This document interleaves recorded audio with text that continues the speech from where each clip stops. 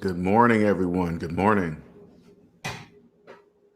Good morning. Let me give it. I know it's an early live, but again, when I have a lot of people reaching out to me and wanting some answers, a lot of people in that stressful financial situation and they're looking for answers and cannot seem to find the answer, and then they come across my channel and my videos. You know, the majority of people, the majority say the same thing. I'm glad I came across your channel.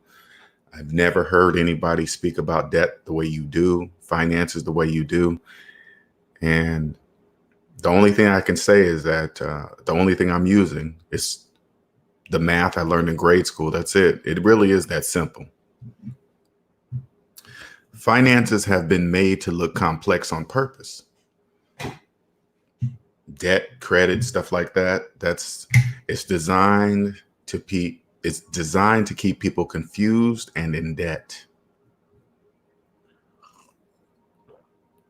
Once you get out of the debt matrix,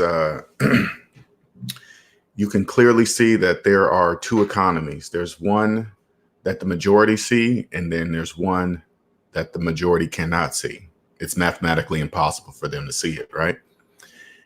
The invisible economy controls the economy that can be seen by the majority. It controls it. But also, the invisible economy does rely on the one that is visible. It does rely on it. Even though it controls it, it relies on it. That's the best way I can describe it.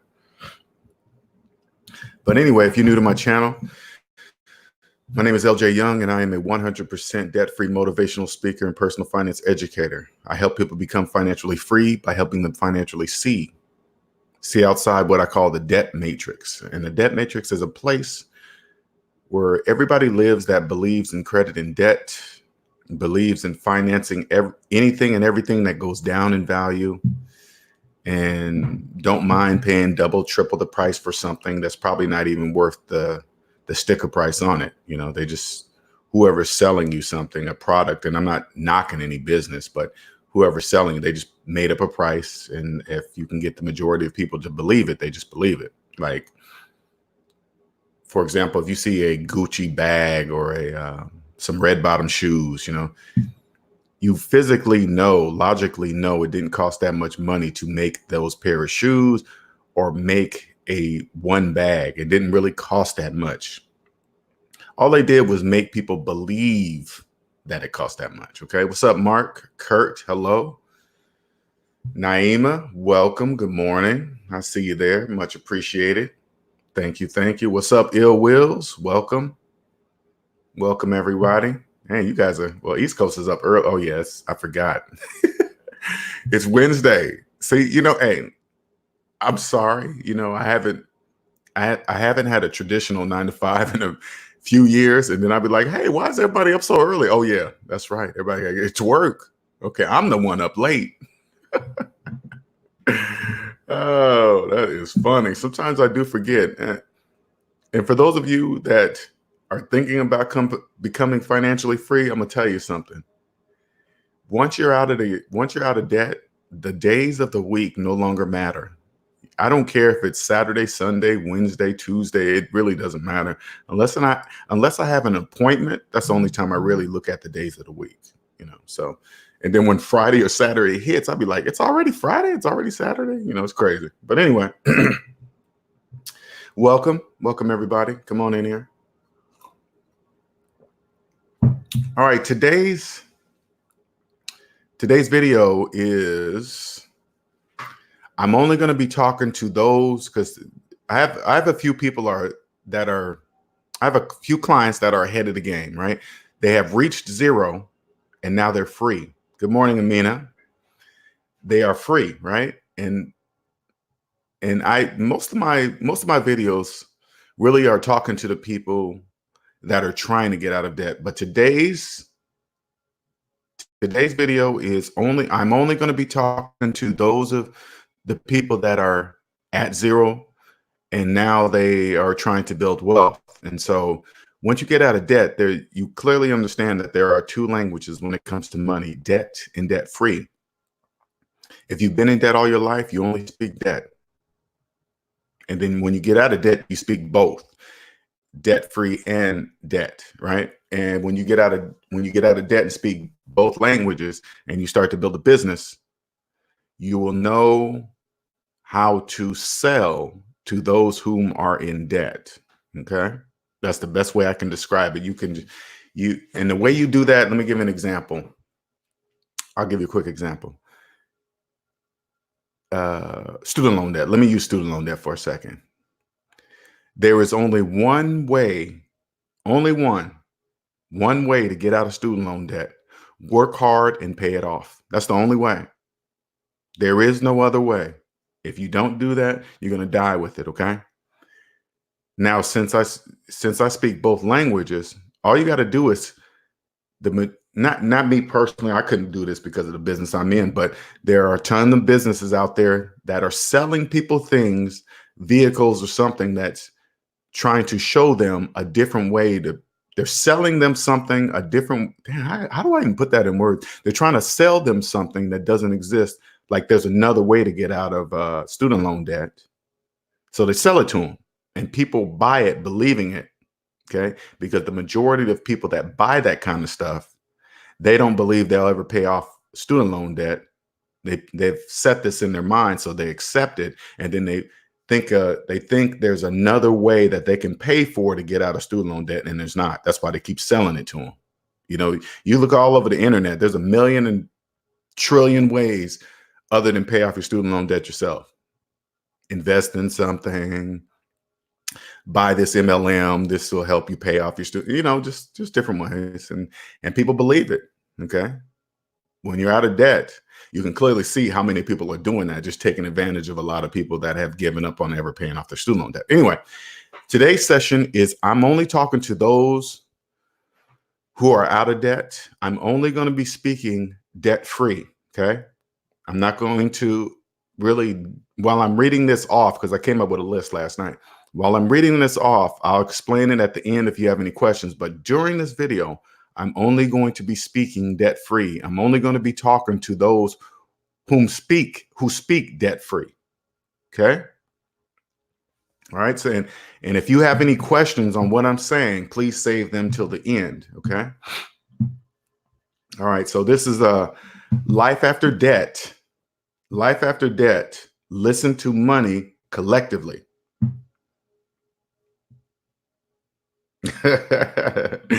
Ill Will says Lanil. That leaves me out for now. I will listen. What's up, Tevin? Morning. Mark says, I'm really happy that I found this, about to be out of debt before I know it. So you're ready to, Mark, you're ready to listen. And even Ill Wills, you've been listening for a while, so you can hear what I'm about to say. Mark, you will definitely hear what I'm going to say. Okay. All right, let me bring my list up here. Back to what I was saying. Now, listen, Life After Debt, listen to money collectively. So a brief overview real quick, what I mean by that. Once you get out of debt, you understand that money, we all agree that these green pieces of paper hold value, okay? That's what we believe. What's up, Best Version?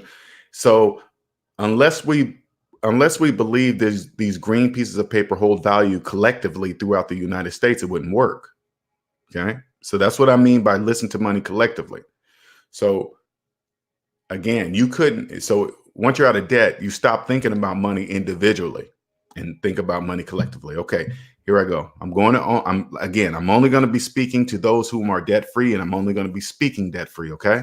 So if you're listening and don't understand, please save your questions for the end. Now, you now understand that math and money are one. If math didn't exist, we wouldn't have the ability to count money. Nothing. And the only thing that can separate math from money are feelings, how people feel about their money, how people feel about debt. And now you understand that math doesn't care about anybody's feelings.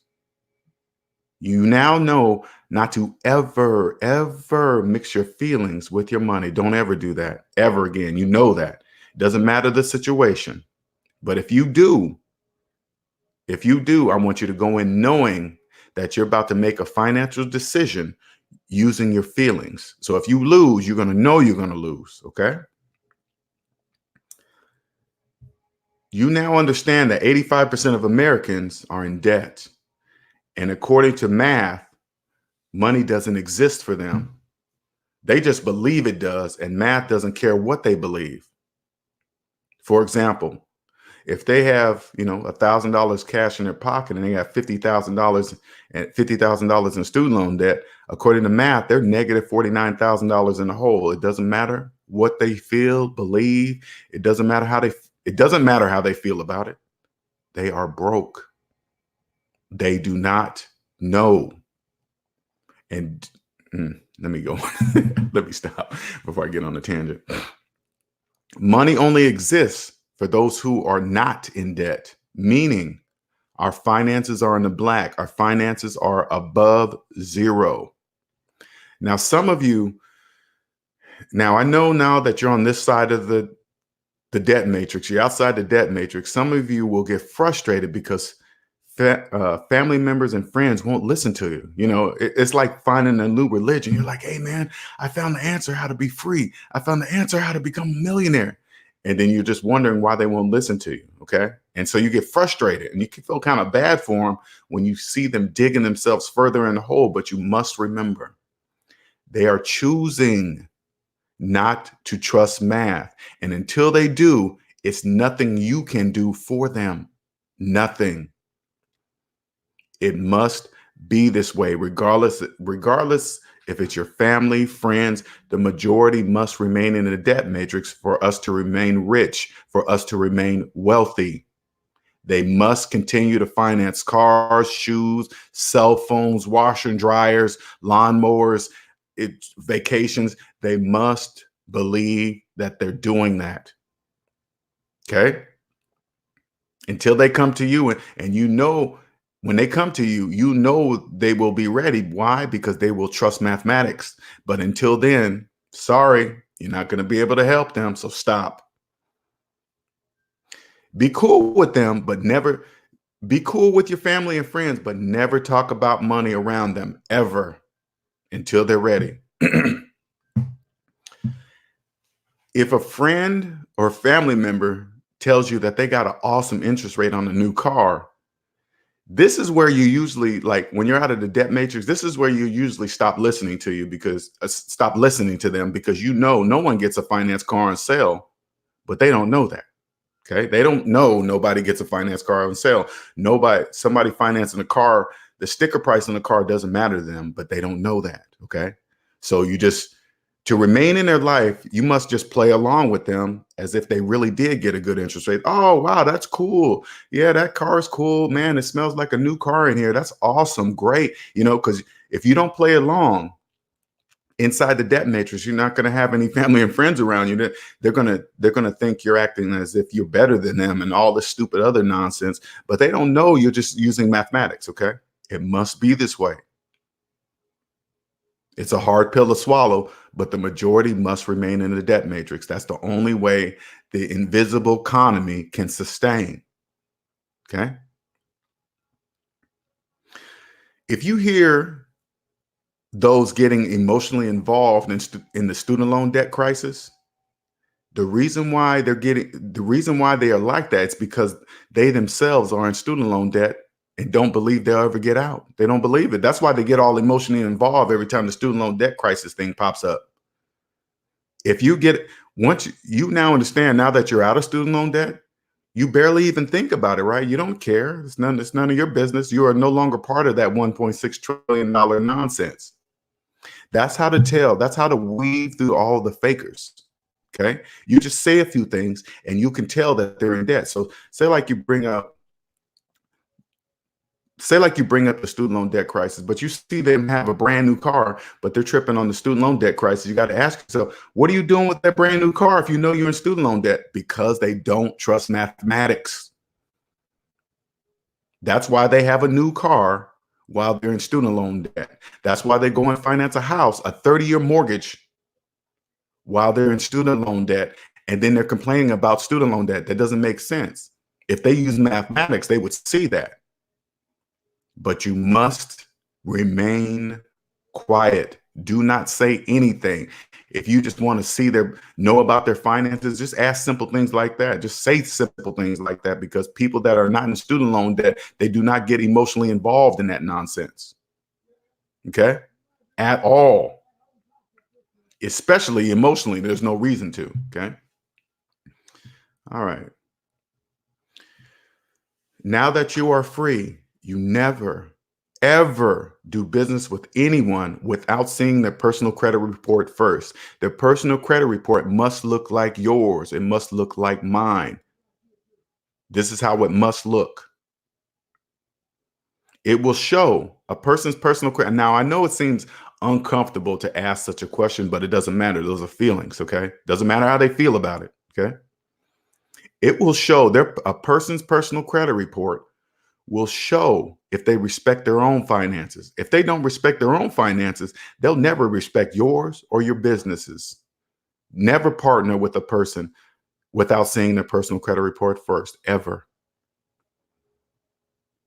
It will show you. It will show you if they got collections that are older than their children, if they really don't care. It's not going to change once they partner up with you. Never, ever do something like, if you ever business partner with somebody, make sure in the paperwork that you get to see each other's personal credit report and get to review it like every 6 months or so, because things change. People do weird things when they get in debt. People in debt don't really understand they are controlled by their debt. This is the advantage that you will have. They don't know that. They don't know their debt controls their daily decisions. They do not know that. Good morning, Abe.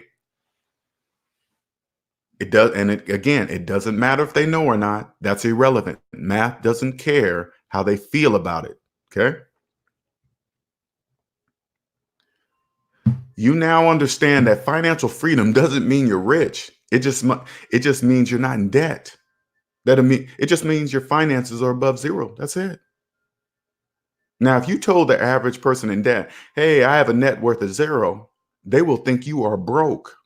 They have no idea that you are free. Having a net worth of zero means you are free, not broke. They don't know that. And it must be this way. Okay? It doesn't matter. Once you get to this level, now you can see, now that you're out of debt, it doesn't matter what race, color, area you live in, politics, Democrat, Republican, all this stuff. None of that matters. None of it. Because the only thing debt is the colorblind slave master. All it sees is green. Now you can see that now, but you now understand that money no longer controls you. It's just a piece of paper with numbers on it. That's it. Different denominations, nothing more than that. They have no idea that even the paper that is printed on is pennies. They just made them believe it's not. You can now see you can now see life is not expensive at all, is it? It's not expensive. It just seemed that way when you're in debt. Now that you're out of debt, you can clearly see. You know why? Because you must start thinking, you probably already have without knowing it, but you must start thinking about money collectively, not individually. For example, by paying less in taxes than the majority, that's money in your pocket. Here's another example. There are millions of people financing cars. They have no idea they're being taxed twice. The tax they can see, the price of the car plus tax. But since they're financing the car, they have no money. So if they have no money for the car, guess what else they don't have money for? The taxes. They're financing the taxes too, and cannot figure out how come they're not getting ahead. Many don't know that. People in debt cannot see that. They're blind to that. Don't believe me? Go up to a person who's financing cars and have financed cars all of their life. Hey, and tell them, hey, every time you finance a car, you're financing the taxes too. They will have no idea what you're saying to them. What does that mean? It's mathematically impossible for them to ever see it.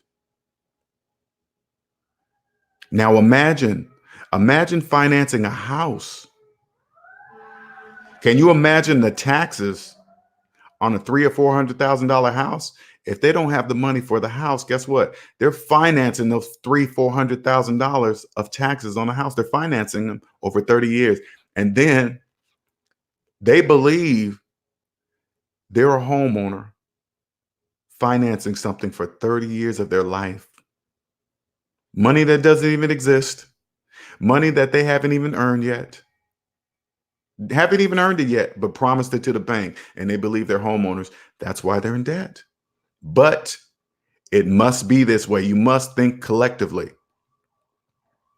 Once you're out of debt, housing market prices will no longer matter to you. It doesn't matter it doesn't matter where you live. Doesn't matter if it's on the water in Malibu. It doesn't matter if it's a house in some other pristine Calabasas, California. It doesn't matter. That only matters to those whom are in the debt matrix. As long as there are millions upon millions of people believing themselves to be homeowners with 30-year mortgages, housing market prices will no longer matter to you ever. This will never end. Ever. The majority will remain in the debt matrix until we are dead. You will now live free as a bird, and none of the people in the debt matrix will know how you're doing it. They have no idea.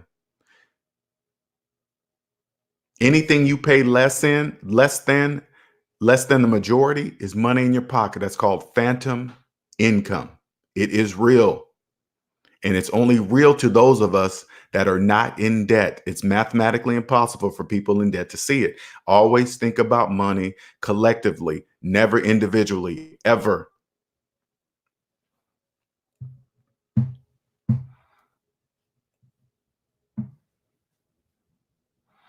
Just a second, looking through my notes here. There is, you know how you always hear when you lived in a debt matrix, you always heard things about good debt and bad debt, right?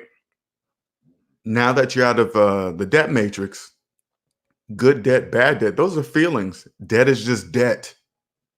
There is no such thing as good debt and bad debt. It's just debt. Debt doesn't care how you feel about it. It's just debt.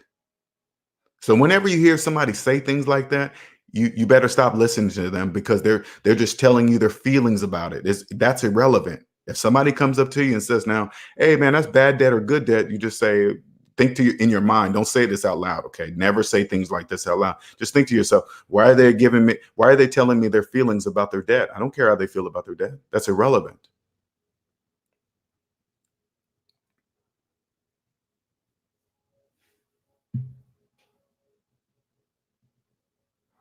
One second, looking at my notes.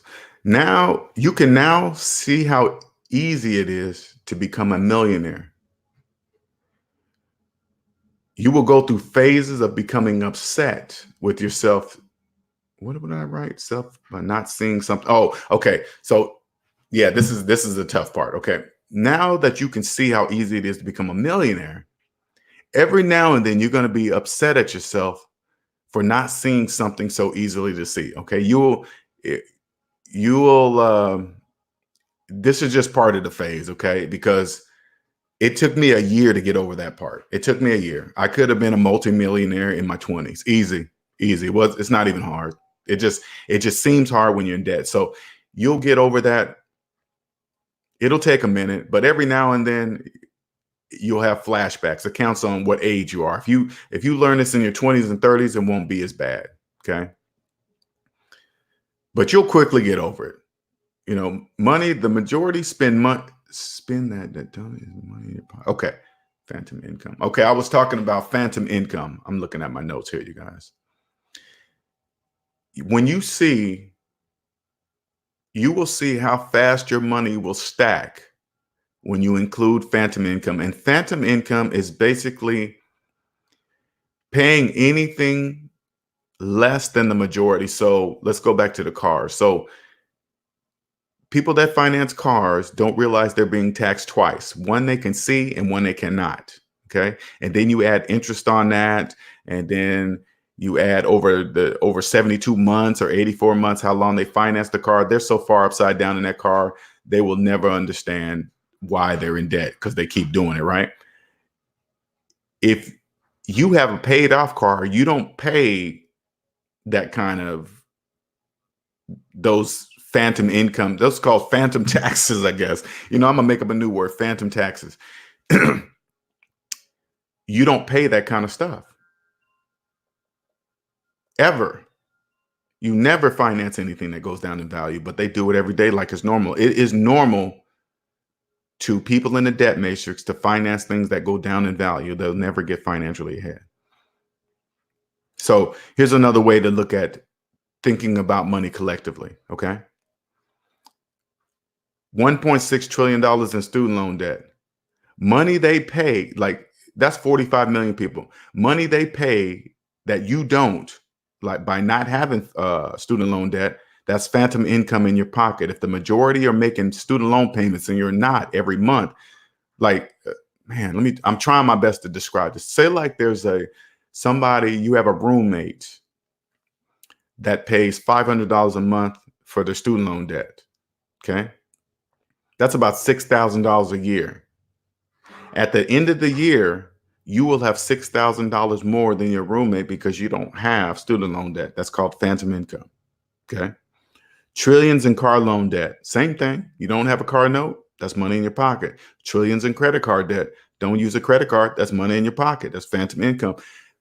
Hell, millions of people are financing cell phones. Now, if you thought a car goes down in value quickly, imagine how fast a cell phone goes down in value. Can you imagine? Oh my God.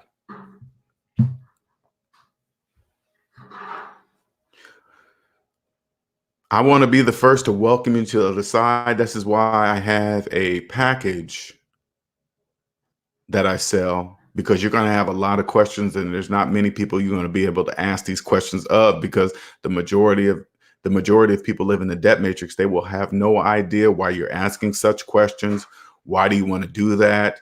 Everybody has credit cards for emergencies. Everybody has car payments. What am I going to do if I get whatever? They have a million excuses to why they accept debt in their life, and you won't be able to ask them. If you talk to them about it too much, you're going to lose your friends and family. They're going to veer away from you because they're going to think you are trying to talk like you're better than them. Whatever. It doesn't matter what they think. It doesn't matter. You just have to accept that it must be this way. You must accept there are two economies. One that's visible to the majority and one that's not. The one that's not controls the one that is. I promise you.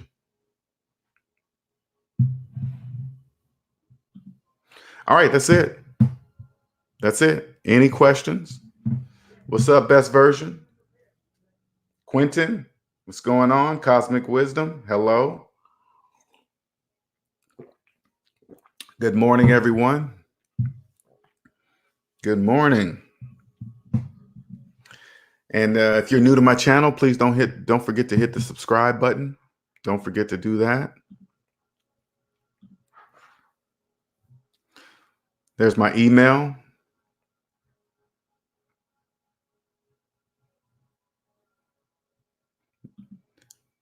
If you want to share my channel, this is all you got to do. This is all you got to tell them. Just say, hey, man, Google this hashtag savings minus debt. They'll find me because I'm the only one that'll pop up in that Google search results.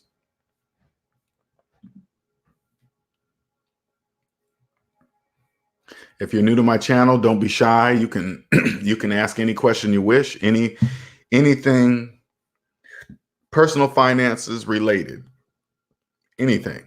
I will always have a mathematical answer for you. I will always have a mathematical answer for you. If you guys can hear that banging on in the background, I got somebody working on the place here in the outside.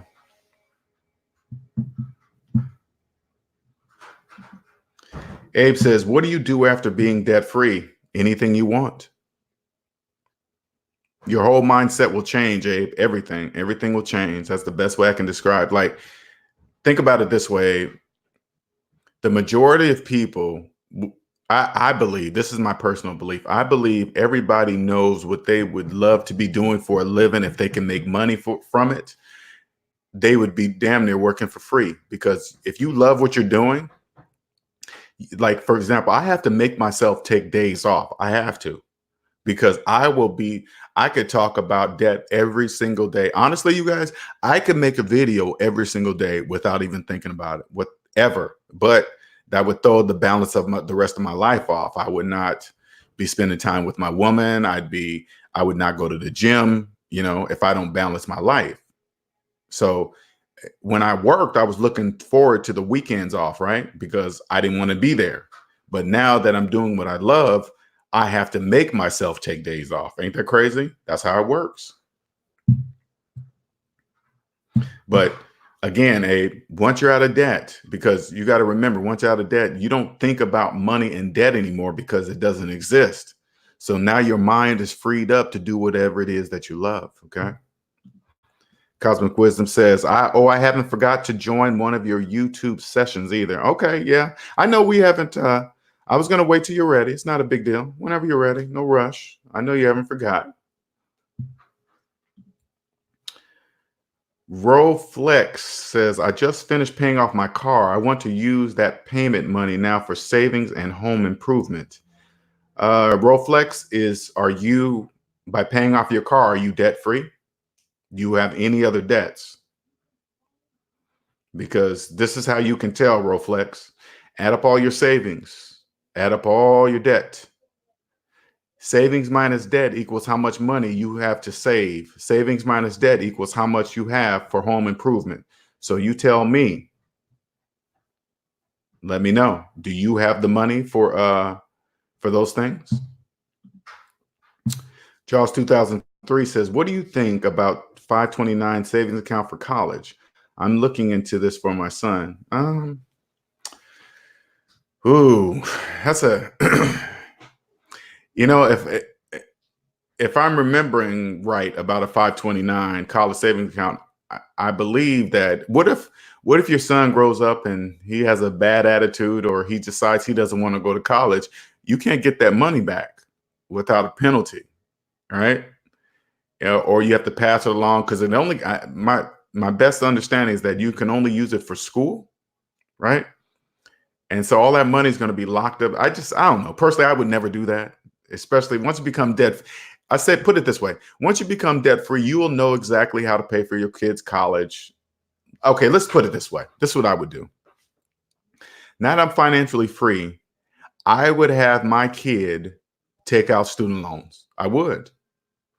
And I'd say like this to them: you finish college, I'll pay for your whole college at the end, because you're going to have money. You'll have money. You don't need to save for it. You'll have the money to pay for their college in full, right? But give them some guidance. Say, hey, you know what? It'd be a good idea to do an in-state school, do a trade. It'll save you on money, blah, blah, blah. And then you'll see if they listen to you. If they just go against your wishes and decide to go to college anywhere they want, you just say, hey, by the way, if you do that, I'm not paying double the price for college. I want you to understand that I'm not going to do that. So you do that, you're going to be on your own. So, but what if they do listen to your advice and stay in state and do things like that, and they don't finish? They're going to have a bill, not you. Or if they decide to grow up and just rebel against you and talk about you, just say, okay, cool, I'm not paying for your college. You're not legally obligated to pay for their school. Okay. Best Version says, LJ, did you see the Chris Hogan video where he read an article that 22% of people are selling their Social Security? What? Social Security numbers and passports for money? Are you freaking kidding me? No, I did not see that. You can sell? Sorry, man. I'm thinking about, why in the world would you sell your Social Security number? I guess if you're broke. Oh my God. No, I got to read about that, Best Version. I did not hear about that. And passport. Holy. I will be checking that out, Best Version. Most definitely. Isaiah Smith says, how do you love your family members from a distance because they stay in debt and try to leech onto us? Sad to say. Isaiah, this is what I'm saying. Take your feelings out of your money. Okay? If they come up to you and ask for money, you know what I say? If my family members come up and ask for me for money and I know they're in debt, I just say no. They'll say things like, "Oh, Linnell, you have it." I'll say, "Yeah, you're right. I do. I have it, not you." Now, I'll be more than glad to help you get out of debt, but if they turn down my help, I'm not gonna I'm not gonna give a drug addict some drugs. They're just gonna take that money. If they think about it this way, Isaiah, if they don't respect their own money, you think they're gonna respect yours? Mm-mm, that's never gonna happen. Never. That will never happen. So you got to be strong, Isaiah, and say, no, don't beat around the bush. Don't pretend like something else came up, like you had to pay for something or you didn't have the money. Say no. And then once, I promise you this, once they get used to it, they'll stop asking you because they do. They do. I'm not making a ton of money right now in my business, but to the outside world, it looks like I am. People just they make you bigger than what you really are. Most people in debt that don't even try, they have no idea what it takes to get out on your own, to be your self-made person. It takes a lot of work. It takes a lot of work and a lot of consistency. Consistency is the key. You could have the best product in the world, but if you're not consistent and people don't trust you, they're not going to buy anything from you. Anything. I'm consistent. My math is always right. I'm always reachable. People that contact me, they know I'm not trying to rip them off, take their money. I remember I had a client paid for my services, and then once I did something for them. They thought I was gonna.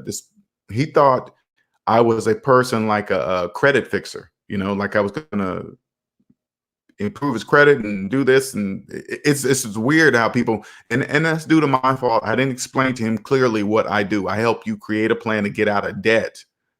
Right. But he didn't understand that. And he's like, "Oh man, you're a ripoff." And this, I said, "You want your money back? Here's your money back." I don't want you to feel that way. I don't want you to, it was a misunderstanding. Here is your money back. There you go. Now, do you feel still like you got ripped off? No, you can't, because you have your money. Please don't confuse me with a credit fixer. I'm not a credit fixer. People don't really understand. There are a million of them out there.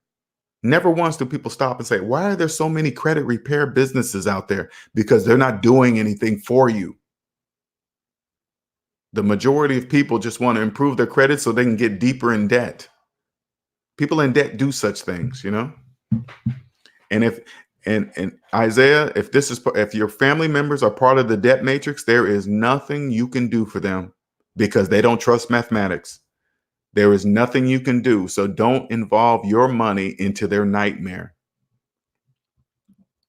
Josh says, yes, college or trade school, it works for college overseas as well. Yeah. But what I'm saying is the 529 is that, if it don't work out, you can't just take that money back. You can't say, "Oh man, they ain't going to school. I want that money back." Sorry, you can't get it back without penalty. So I'm just letting you know. Again, personally, I would never I would make my kids get a college student loan. And if they finished and they did it money saving wise to the end, then I pay it off. Cool. I pay your loan off. Boom. Right there in the 6-month period. No interest earned, nothing. But if they mess up or decide to quit in the middle of it, can you imagine being a parent? You had saved up all your money for them that you worked for, and then they get into college and just stop halfway, because you got to remember they're kids, and you got to remember they realize they're not paying for it. People think differently when it's other people's money. They do. They can't help it. And it doesn't matter if you're their parents or not. It doesn't matter. You're going to be a very mad, upset parent if they just quit and decide in the middle of it that they're not going to do it. So all that money that went to school and they don't have a degree, you're going to be very, very mad. Cosmic Wisdom says, my social security number is priceless. You couldn't pay me enough. You know why, Cosmic Wisdom? Because people that understand money and know how money works would never do that in a million quadrillion years. Only people in debt do such things. Sell your social security number. If you're selling your social security number or your passport, you are in debt. There is no price tag in the world that would ever make me do that, ever. There is no way. But remember, people are controlled by debt. Whether they notice or not is irrelevant. Isaiah says, good advice. I have to be strict. You do, Isaiah. If you want to become, I'm not saying, I don't know your financial situation. I don't know if you're a millionaire, a billionaire, whatever, right? But if you ever want to become one, you have to take your feelings out of your money. Just say no. Be comfortable. The more you, I put it this way, Isaiah, the more you say it, the more comfortable you will become with it. You won't beat around the bush. Listen to me. I don't beat around the bush when people do that. Hey, can I borrow money? No. You have it. I know I do. That's why I have it, because I don't loan it out. That's why I have it. Do you want to know how to do this? If they say no, then I say, great. We both agree. The answer is no. Because I guarantee you, Isaiah, if you offer them help on to improve their finances, they're going to tell you no. They just want to fix right now. No, the answer is no.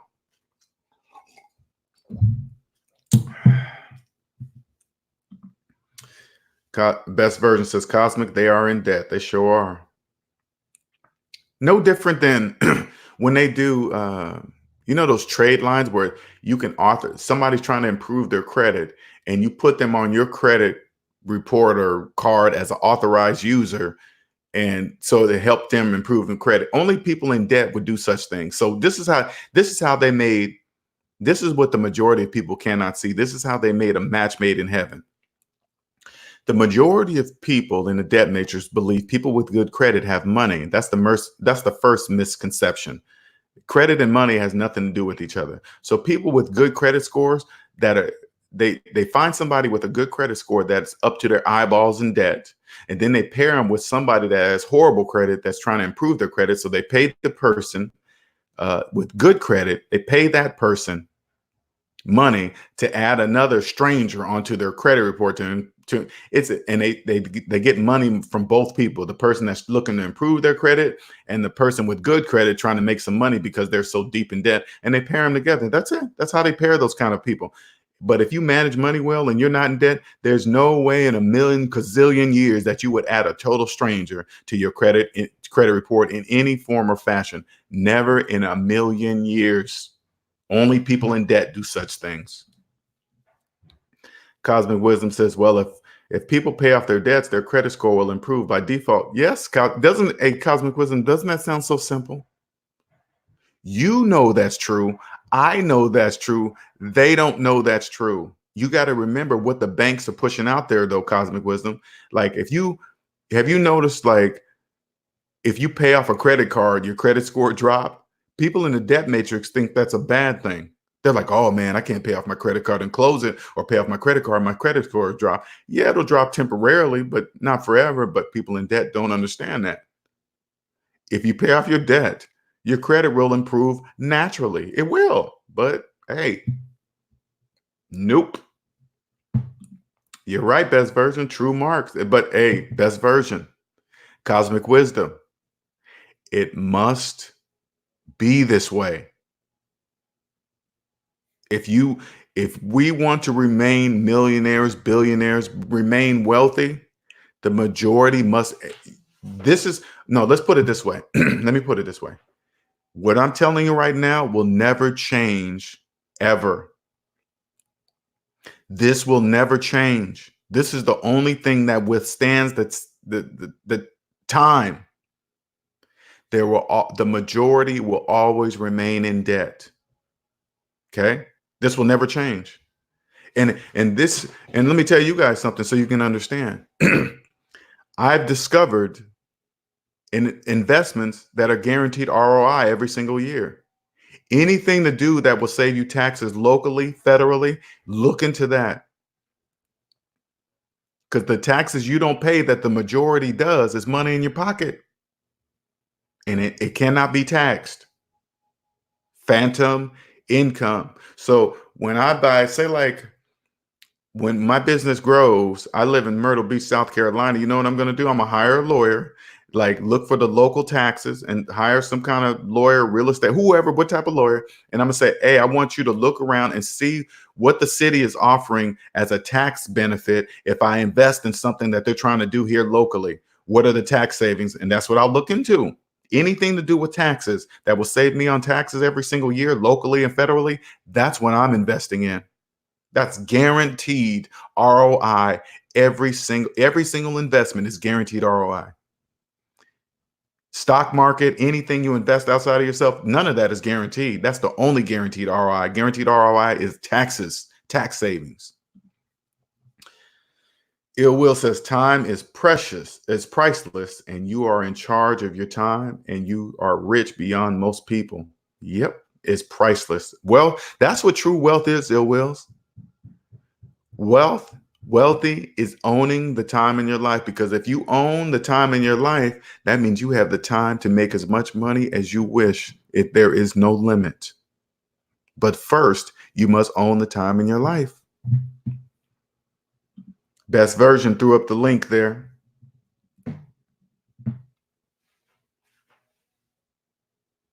Man, that is just, that tells me when I hear things like that, selling your social security number, your passport, I want you to understand, those of you that are financially free, I want you to see how free you will be if people are doing that. They're selling something that is unrecoverable. They're going to sell their social security number and somebody's going to just tear it up alive and check it out and rip it to shreds. But maybe what if, check it out. What if somebody builds an empire based on somebody else's social security number? The person who really owns the social security number can come in there and just take it. They can just take it. They can take it from them legally, and the person that built it can't do anything about it. Nothing. Oh, hell no. That is just, I just see that going wrong in so many ways. Holy moly. Abe says, I can't wait until February, LJ. You're doing God's work. You know what? Let me put it this way. I don't really. All right, I'm gonna try a Best Version. I'm gonna try my I'm gonna talk awakened language, okay? Abe, let me tell you something, man. I something speaks through me. Let's just put it that way. It's not even, I can't even explain to you how I know what I know. I just, right now, only thing I'm doing is just mathematics. That's the way it all connects to me. But each day more and more comes to me, and I can clearly see what I'm telling you. Get out of debt. Your whole financial life will change. You will feel like you're living in a whole different world, but you're really just living. You're not living in the economy that the majority can see. You'll be living in the economy that the majority cannot see, even if you told them. Once you're here, Abe, there is no going back. I promise you. Once your eyes are opened, this is the double-edged sword. Once your eyes are open, there is no going back. You can't unsee. Okay. Quentin says, it's amazing how people act when you tell them you are not a homeowner when you have a mortgage. Yes. It must be that way. The majority of people must believe they are homeowners with 30-year mortgages. How the banks made them believe that? Conditioning. This is years of conditioning, people, years. You can see what they do to stimulate the economy. When they raise the interest rates, people just follow along, and then they lower the interest rates. It's like sheeple. It's just sheeple. This is all you got to do to get sheeple to follow. Make them believe they can get something without using any money of their own, and then they won't know. A slave is a slave if they don't know they're a slave? They can't physically enslave people anymore with chains. So they just made the chains invisible. Now they're invisible chains, and they reach the globe. Those chain links are so long, it doesn't matter where you go, vacation, a cruise, a wedding, get you a new nice house in Calabasas, California. You still got the chains on you. It doesn't matter. They go these chains, these invisible chains go through walls. They'll fly with you on. They're not detected when you go down planes. When you go through the metal detectors, they're detected. You can't detect them. The TSA can search you. They'll never find these chains. Nobody can find these chains. The only people that can see these chains are people outside the debt matrix. We can see them. They're clear. These chains are clear. I've had a friend. I said, "Hey, man, hey, I see you still got your same phone. Oh, yeah, I got to get out of this phone, man. I'm about to go get the new 10 or whatever, the new iPhone 11. They don't know. I said, you're going to go finance another cell phone? Oh, yeah, man, I got to have the best. I don't say anything. I just say that's why you're in chains.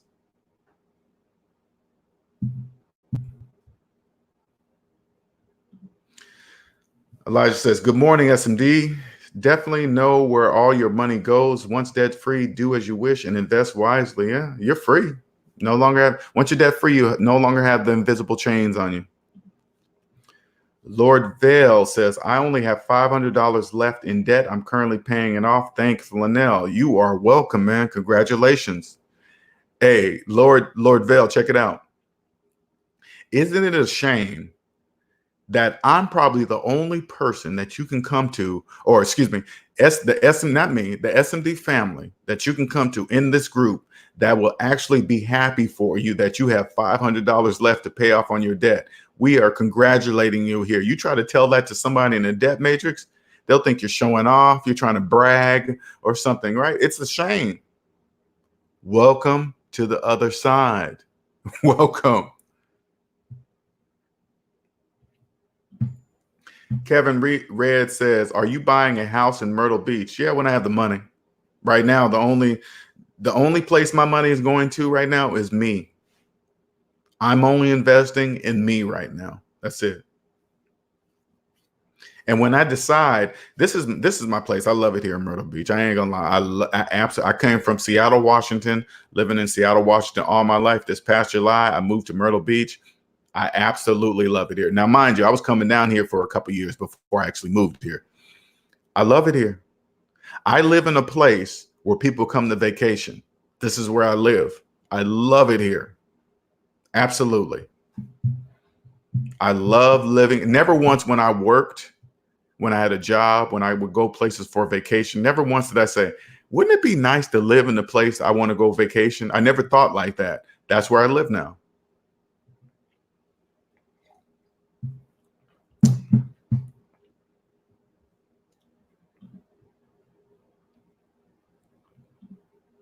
I never want to leave here. I love it here in Myrtle Beach. Love it. Lorville says, how do you own a home without having a mortgage? You pay cash. That's a good, and I want you to hear yourself, Lord Vale, the way you said that question. The way you say it is as if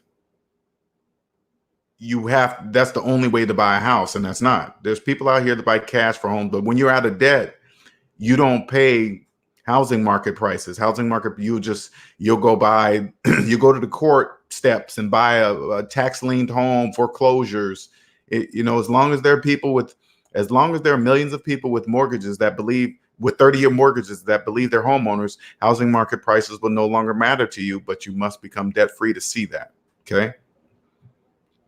People with money don't pay top dollar for a house. Only people that need mortgages pay top dollar for a house. Okay. Abe says, hey, LJ, I have to head to work. Thank you for everything. Have a blessed day. You too, Abe. Have a good one. Good one. Best Version Motivation says, Lord Vale, you are on your way to limitless wealth. He is right.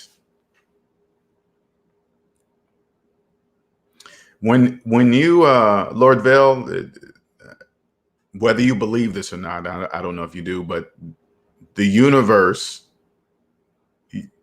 your awareness will change once you become financially free, because this is how it will click. Right?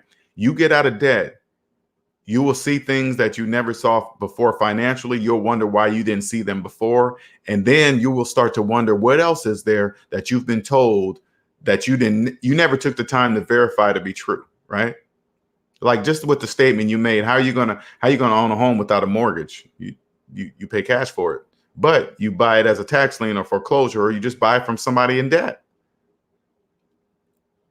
Anything when it's time for me to buy a house, I'm not going to pay top dollar, but what I probably do is just buy a tax lien or foreclosure or something like that. That's it. You will never, this is a safe, this is, and I want you to understand this, Lord Vale, this is the safe place you can ask such questions without being ridiculed as being dumb or stupid or why would you ask? No, none of that. I want you to understand the question you're asking. So you don't say things like that out in like social media and stuff like that, because you don't know if people like me are listening, or you're going to get a person that is in debt that's going to give you an answer, because people in debt will give you a debt answer. So you're very welcome. Once you understand that, because people always ask me investment questions. Hey, Linnell, what do you invest in? Or do you invest in the stock market? I'm like, hey, I don't invest in anything but myself. I'm the only person that can make millions the fastest. No vehicle ever will make the most money than me.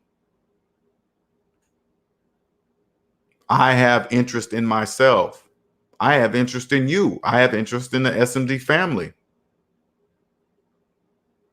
There's plenty of room over here. That's why I created this channel. There is plenty of room for all of us. All you got to do is pay. This type of financial freedom is not free. You must pay your own ticket. You must pay your own price. What's your cost? Add up all your savings, add up all your debt.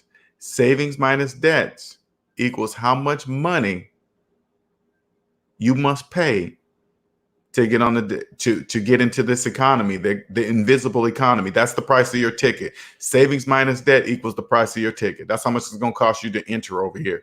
If you're not willing to pay it, you can't come in.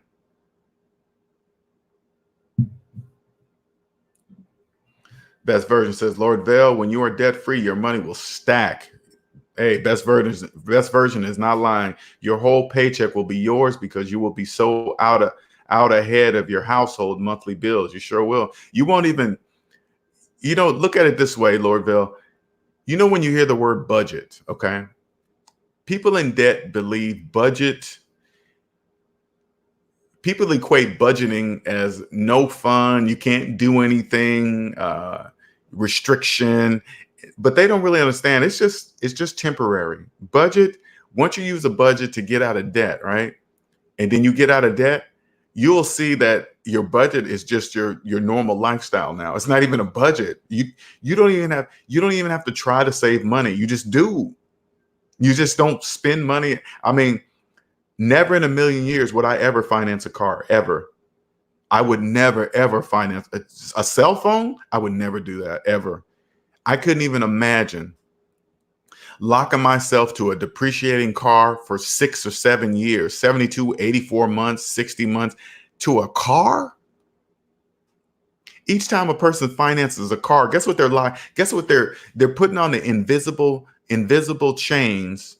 They're chaining them. You finance a car, you're chaining yourself to a car, you're chaining yourself to a job, and you're chaining yourself to what else? There's 3 things: your job, the car.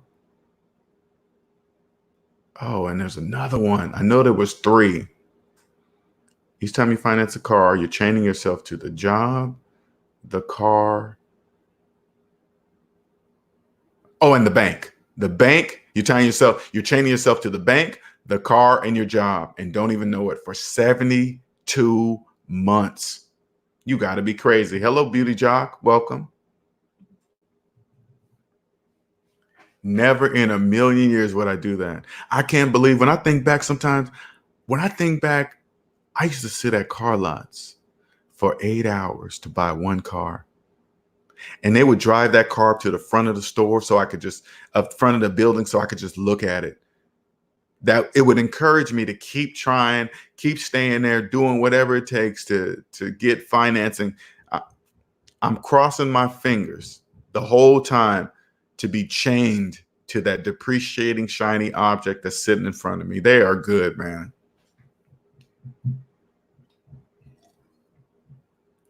People do it on a daily basis. You know how look at can you imagine how excited businesses are when tax season comes around? Oh my God. It's like fishing in a barrel for them. They got all their fishing poles and hooks in the water, in the tax water, and people are actually just happy to get their tax money so they can get themselves in deeper debt. They're gonna go finance some cars. They're gonna use their tax money to put a down payment on a car so they can go get deeper in debt. That's why they love tax season so much. They love it.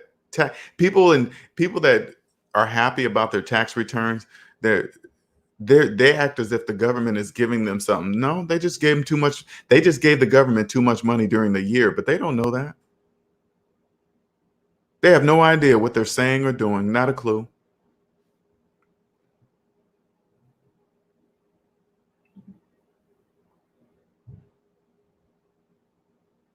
Lord Vell says, ever since I started listening to your channel, I stopped listening to people who tell me to finance cars or anything, even though I haven't done it myself. Yeah, just ignore them. Don't, Lord Vell, don't say anything. Just completely ignore them. Okay. Just ignore them. They don't, and you got to remember, they don't know what they're saying. Okay. This is what they've been taught. This is what they've learned. This is what it's like. It's like when parents tell their kids to go to college, but they still have their college loans from 20 years ago. That doesn't even make sense. So you're telling your kid to do the same thing you did, but they don't know that they're doing that. No parent would wish debt upon their children. Debt, wish debt upon their children, right? But they don't know what they're saying. And if you're a child, or if you're a young adult that's in that situation right now, you got to ask your parent, hey, mom, dad, do you still got your student loans? If they say yes, you better not take financial advice from them, because that doesn't make any sense. CNTS. That makes absolutely no sense. And they're passing that knowledge on to you. You're going to be stuck in the same cycle. Don't do it. Break the cycle. Cosmic Wisdom says, wow, 8 hours to buy a car. That is crazy. So they have you waiting that long to give them money. Yes, they do. They do. But Cosmic Wisdom, they only do that to people who finance cars. People actually prepare themselves to stay at a car lot all day to buy one car. And if you know a person that's done this or about to do this, or maybe this is even you, ask yourself, if you had the cash for that car, what if you waited 8 hours to buy that car? What if you walked in, you had the cash, and you said to the salesman, hey, here's the money for that car. And the salesman says, hey, have a seat. It's going to take us 8 hours to drive that car to the front so you could drive it away. Would you stay there? You'd be in and out of there in 30 minutes. You'd be like, hey, I want to buy that car. I want to be in and out of here in 30 minutes. And I want it for that sale price that's on the window. And yes, I want that for the sale price, including taxes. That's what you would say. No? Okay, cool. I'll go down to the next lot. And then they're going to take it. I promise you. Jennifer says, pay this knowledge forward, because so many people will never get out of the debt matrix. Be blessed, SMD Familia. And I always tell everybody, it will be this way till the end of time. Okay? You get out of debt, you will be rich. You will become wealthy, and you will pass this knowledge to those people in your family that will accept this knowledge. Because just because you have family that they know you love them, I'm trying to explain something to you. It doesn't matter if they know you love them or not.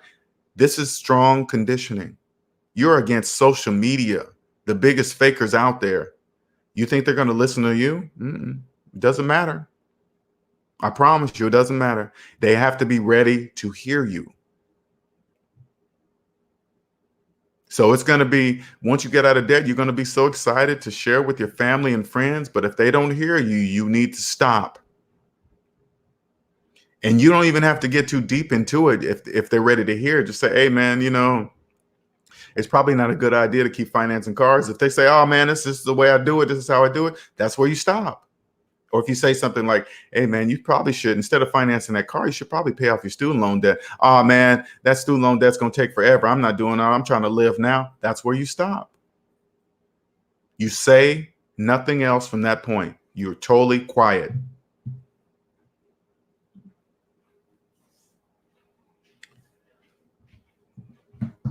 Quentin says 72 months for a car loan. Car loan, shaking my head, amazing. The longest I've ever paid for a vehicle was 2 years. Even that's too long, Quentin. Remember, every time you finance a car, you're financing the taxes too. Okay? Never ever finance anything that goes down in value. That statement alone, that move alone will save you thousands of dollars every single year. Health, weight, and real talk. Good morning. I'm working hard to break the financial quicksand of my parents' legacy. Yep.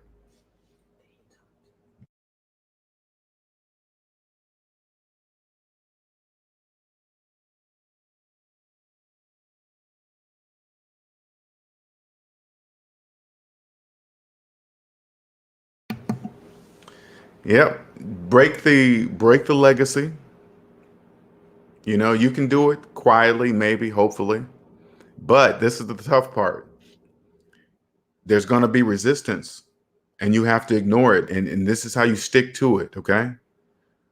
If the math makes sense, you keep doing it, no matter how anyone feels about it. And if anybody can test you and say, hey, you shouldn't be doing that, you just turn to them and say, hey, if I do it this way, doesn't it make mathematical sense? Yes, that's all you need to care. That's all you need to know. Good morning, Sean. Sean says, morning, LJ and the S&B family. Good morning. Jaws 2003 says, have you guys ever heard of dealers not wanting to take cash for a car or firm on the price for cash? I've seen articles where people have some issues paying cash. I would personally just leave the lot. Jaws 2003, I personally would never go. I wouldn't go on a lot to buy a car ever, unless it was brand spanking new. Other than that, I would never. I only buy my cars for half the price from people in debt. I would never pay full price. Again, just like I said earlier, housing market prices no longer matter to you when you're out of debt. The market price for cars no longer matter. This applies to everything. Blue Book value on a car no longer matters to people who are not in debt. People who have cash don't look at Blue Book value of anything until we sell, never when we buy. I buy for half the price from somebody in credit trouble. There's more people in debt than not. See what I'm saying? Lord Vell says, people just want to show off their new car to other people. There's nothing wrong with it, but having an old car that works, nothing wrong with having an old car. There's not wrong with having, there's, you know what?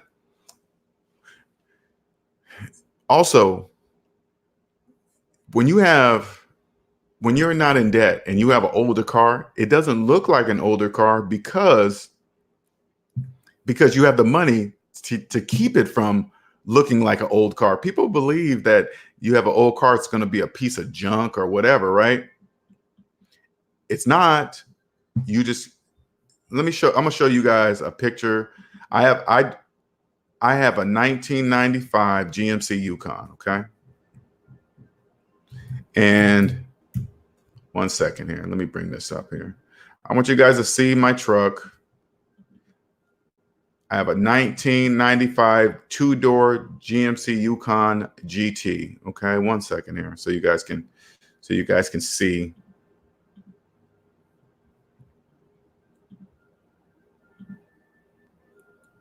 One second here. All right, so you guys can see what I drive. And you don't care about what people think. You don't care about that kind of stuff. All right, so let me show you guys something here so you can see.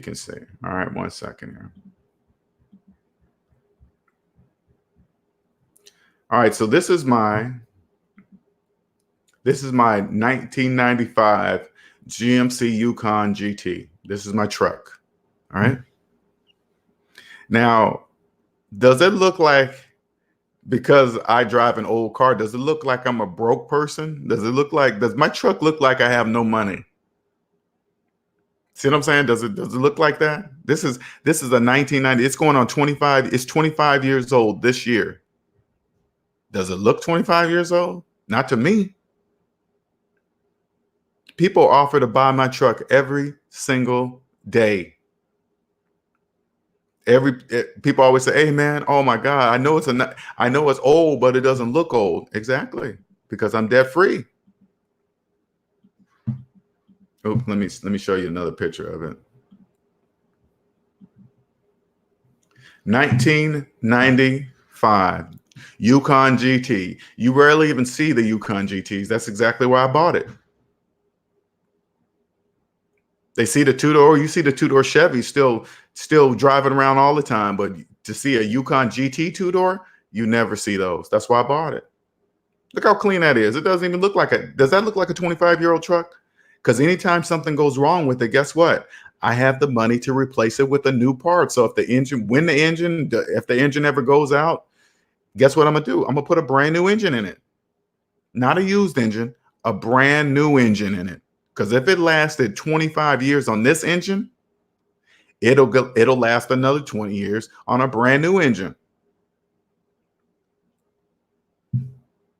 When you get out of debt, choose something that's, pick a car. As you're getting out of debt, just pick a car that's just going to last you till you get out of debt. And then you can either fix up the one you bought or just trade in for a new one. Not trade in. You buy a nicer car from somebody for half the price who's in debt. That's it.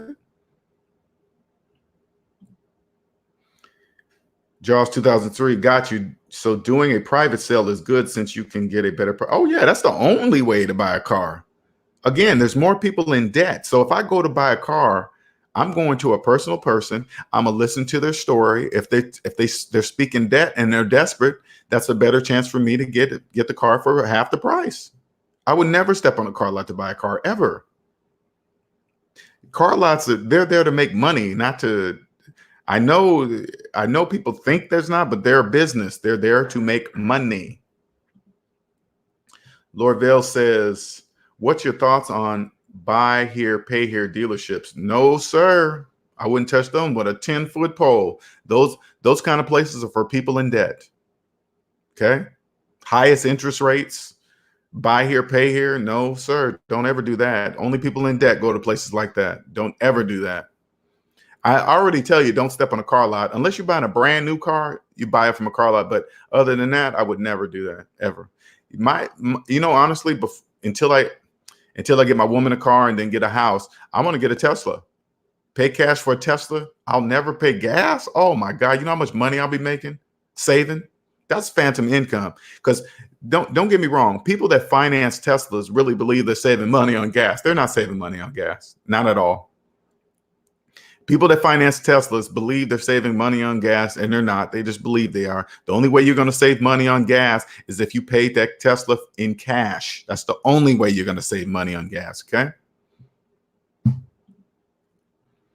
Cosmic Wisdom says, I definitely have an old car, 96 Prism I bought for $1,500 in 2007. It's a Toyota engine with only 107,000 on it too. Oh man, those Geo Prisms, they run, and you got 100,000. Oh yeah, you still got a couple 100,000 miles left on that bad boy. Especially if you're not a car person either, Cosmic Wisdom. A car really doesn't even matter to you, especially if you're not a car person. I'm a car person, so I bought this truck when I was getting out of debt. I knew that by buying this, and I bought this car from a person in debt. No, did it look like this when I bought it? No, it didn't look like this. Okay. It wasn't bad, but it didn't look like this. Okay. I knew what I was going to do, and I knew what I was going to drive while getting out of debt. So I didn't look like, because I'm a car person. Okay.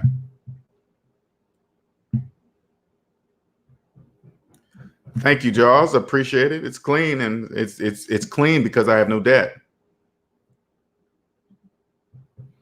Health Weight and Real Talk says it looked like a person who owns it has money. Exactly. That's what I want. Without Health Weight, I wanted to do that without being flashy, because there's really no there's really no reason to flash like, hey, look, everybody, I got money if the majority of people are in debt. That doesn't really make any sense to do such things. Once you get out of debt, you will see there's no purpose of that. But I did want, at my age at 50, and I'm driving a 25-year-old truck, I want people to look at me and look at my truck as if I don't need it, but I just want to say, hey, I want them to be curious. So like, man, is this dude broke or has he got money? They don't know. Okay. Health Weight and Real Talk says you take good care of it. I do. Always. I drove this truck I didn't fly. When I moved here, I drove this truck. I drove my truck from Seattle to Myrtle Beach, South Carolina. That's 3,000 miles. I did it without issue. No problems at all. No problems at all. I said before them, Dark Man Jeff says, I said before them country white boys lining up to buy that from you. Oh man, Dark Man, especially down here in Myrtle Beach, man, they want it bad. They're like, oh my God, I've never seen a Yukon GT 2-door like that or this and that. I know, that's why I just want to go. I know, that's why I bought it. That's why I bought it. They be trying to, man, they ask me, oh dude, that is wow. I'd be like, hey, thanks, man. Appreciate it.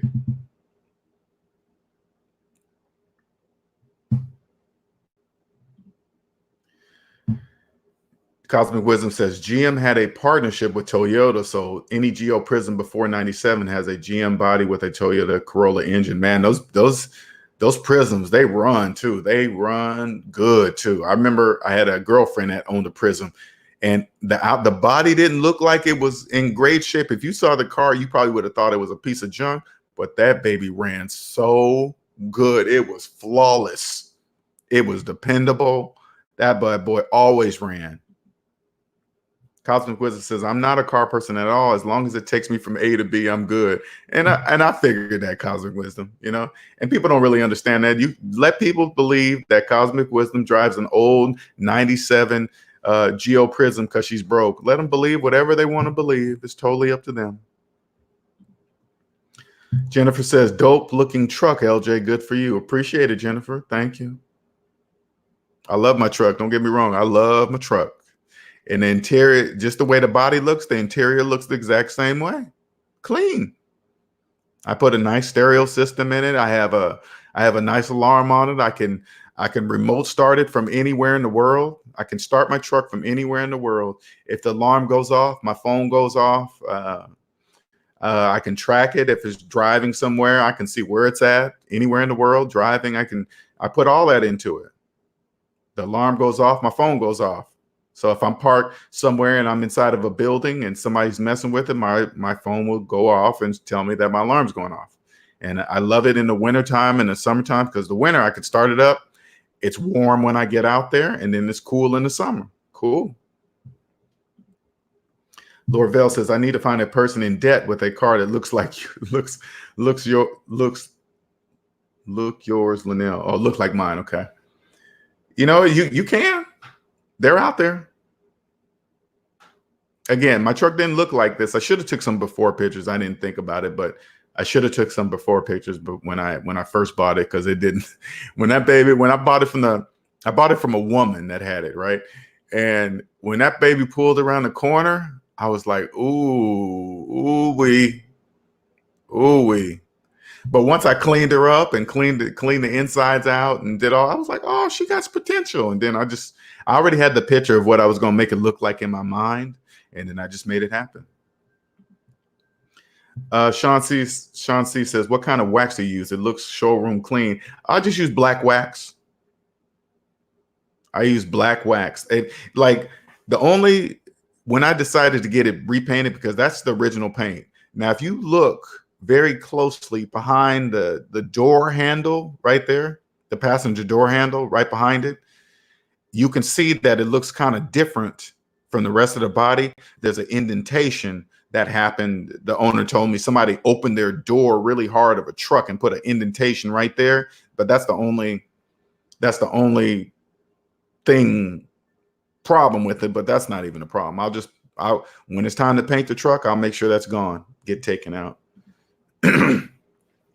Lorvell says, I need to find a person in debt with a car that looks like yours, Linnell. Well, just open up the paper, look on Facebook, who's selling the car. It doesn't matter who's selling the car. You call them up and ask them why they're selling their car.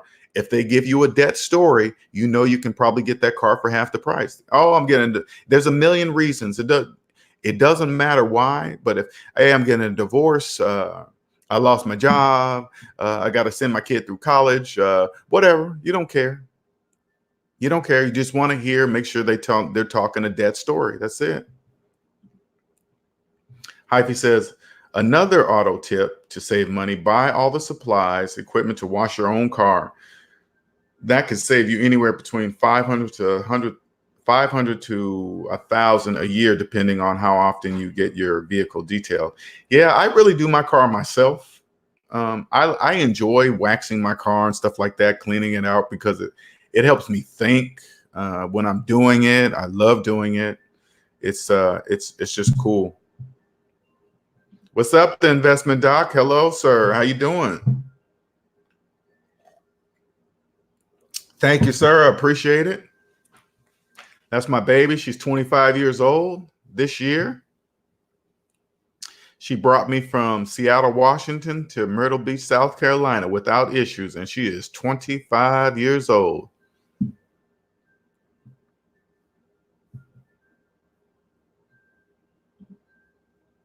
The investment doc says, I would call this investing in distressed auto debt. Distressed auto debt, like I invest in distressed real estate debt. Yeah. That's a good word. I like that. That's the only way I would ever buy property. The only way I would buy a car. I mean, this Yukon GT is rare. So when I tried to get this woman to lower the price, she already knew. She just turned to me and said, hey, Linnell, I know what I have. Okay, I'm not going to go any lower. I know this truck is rare. I was like, damn it. But I still got a good deal. I still did get a good deal, but I always try to negotiate lower, but she didn't fall for it. So I got it. It was cool.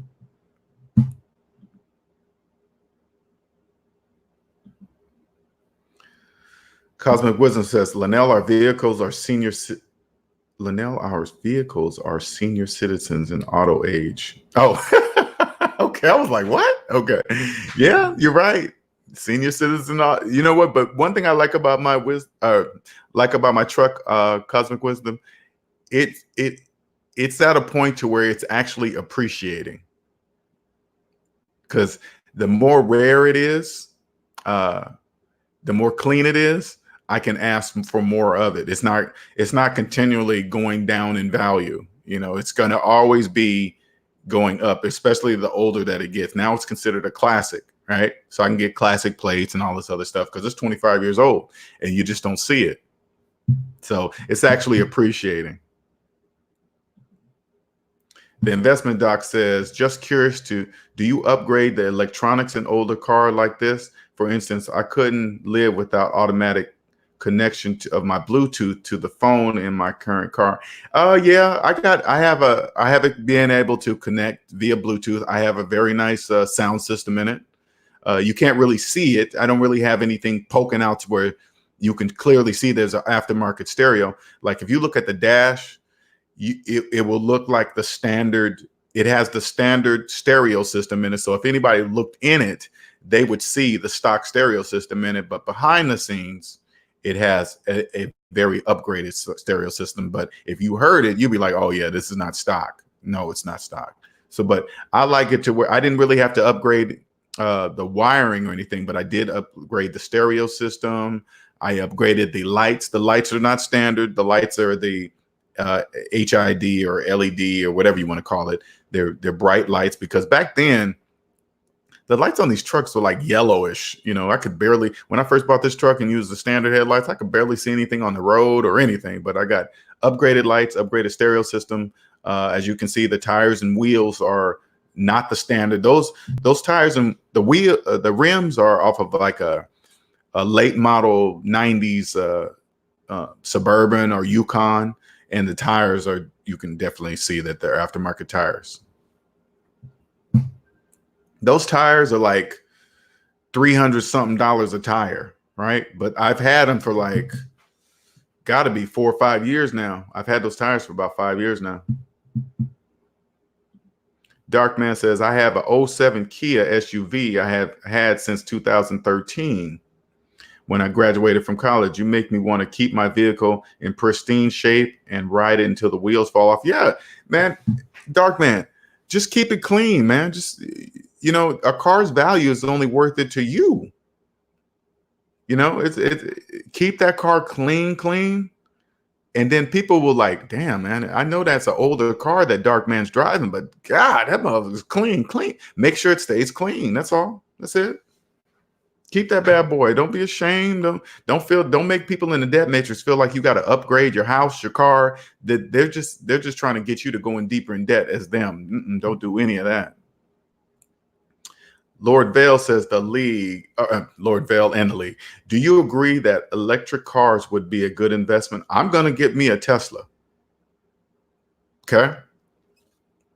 And when I get this Tesla, I'm paying cash for this Tesla because people that finance Teslas are not saving money on gas. The only way you're going to save money on gas, any kind of electric car, is you pay cash for that car. That's the only way you're going to save money on gas. Okay. Don't ever think just because somebody financed a Tesla, they're saving money on gas. That's what they believe. That's a myth. And this is what I picture. Pay cash for a Tesla. And you mean I don't have to pay? Because remember, you do everything the opposite of the majority financially, and you will be rich. So imagine I pay cash for a Tesla, and I never have to buy gas again. You know how much money I'm going to be saving a year? Oh my God. I'm going to be killing it. Quentin says, I drive a 03 GMC Yukon Denali XL fully equipped. I just had it painted last year. Believe it or not, it's not too much of a difference from the 03 Denali to the 2020 Denali, other than a few new features. You know what? It's like now you don't even have to really get a car painted. You can get it wrapped. You can get a car wrapped. You don't even have to worry about paint. Now, I don't know if the price difference between paint and a wrap, but you can get your vehicle wrapped. I'm going to see how much it costs to get my truck wrapped when the time. Right now, I got too many other things to worry about. It's clean the way it is. Anything after that is just something that I want to do. All right. Those are things that I just want to happen. Mr. Napalm says, beautiful SUV, well taken care of. That's how you ride. Yep, that's how I ride every single day.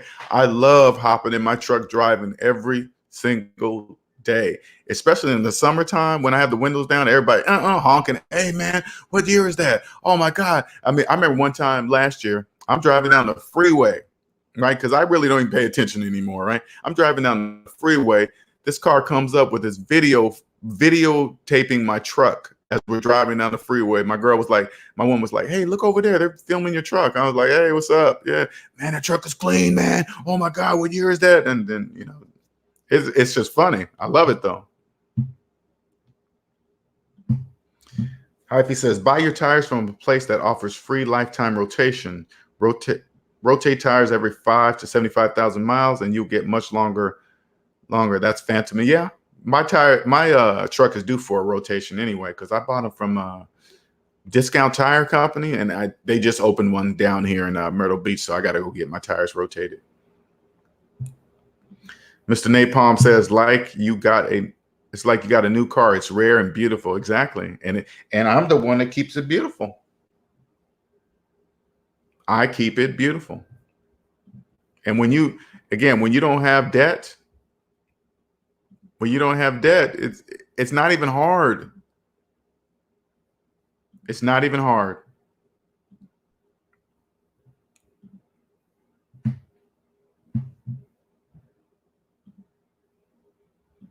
Find a car. I say like this: if you're getting out of debt and you need to switch up to get out of payments, and you sell your fancy car, just get something. You don't have to have a piece of crap. Just get something nice that's going to get you through the time of you getting out of debt. And you never know. You might just clean up this older car and be like, you know what? And you get out of debt. You might be like, you know what? I'm cool with keeping this car. I don't need nothing. I don't need nothing more. I'm cool with this. That's it. I'm going to drive this truck till the wheels fall. I don't care how much money I get. Now, I'm telling you, I'm going to get a Tesla. Don't get me wrong, because they look good and I will never have to pull up to a gas station. Oh, man. Believe that. Believe that.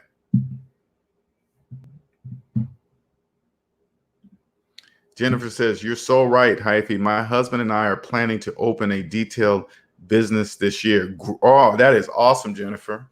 That is awesome. It sounds like you and your husband are on the same page when it comes to money.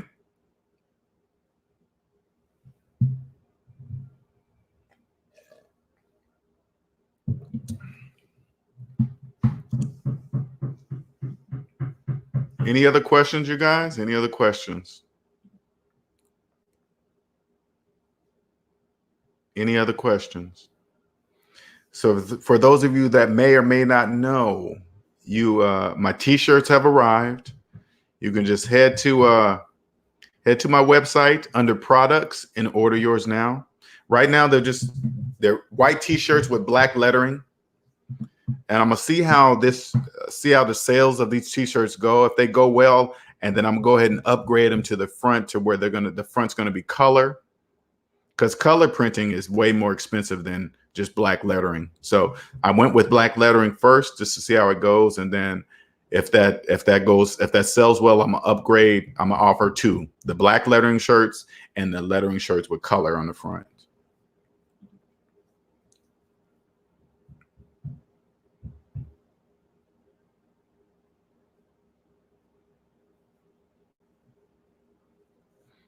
So if you want a t-shirt, go to my website, look under products, and then choose your t-shirt size, and click pay now, and then I'll get a notification, and then I'll put that in the mail. Okay. Get that in the mail right away. There you go, Cosmic Wisdom. Oops, I took it away just that fast too, didn't I? There's my email. There you go.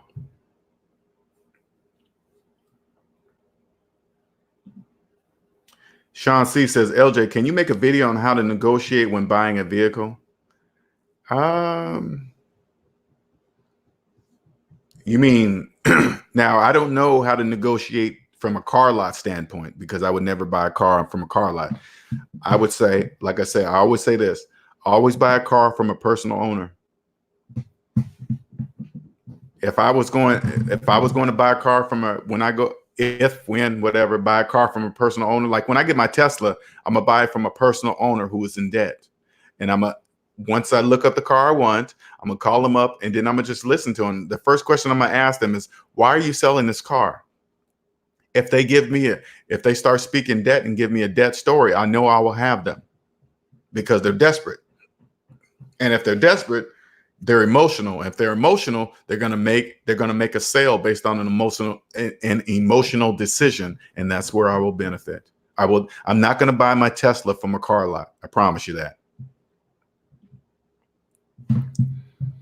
Jaws 2003 says, I'm looking at a Nissan Versa. I believe that's an electric car, right? Hyundai Elantra, Chevy Cruze, or VW Jetta that's worth about 8 to 10,000. I put a lot of miles on cars living in a rural area. Yeah, you better get a dependable car. I don't know how a Chevy Cruze is. VW Jettas, they are very expensive to get fixed. I know that because I used to have one years ago, and those German cars cost a lot of money to get fixed. Nissan Versa, I believe that's an electric car, ain't it?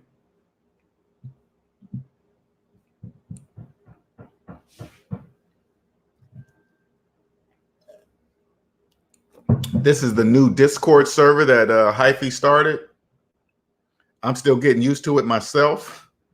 I'm getting hip. I'm slowly getting hip.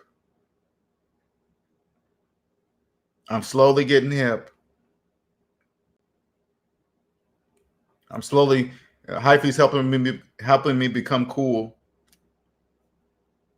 Keeping up with the latest and greatest. I'm jumping in there now to read the text messages in there. I see Dexter's in there.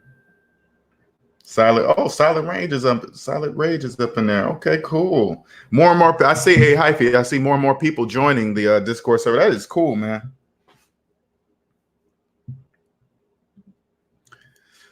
Lord Vale says there's personal owners there's personal owners on apps. Well, yeah, everybody, look at it this way. Everybody's a personal owner, okay?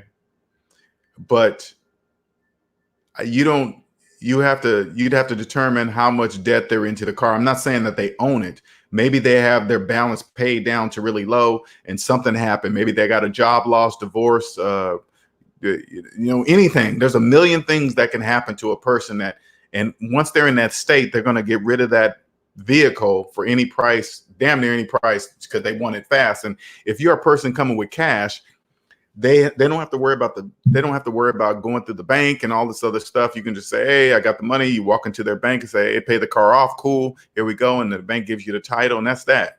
You know what I'm saying? That's it.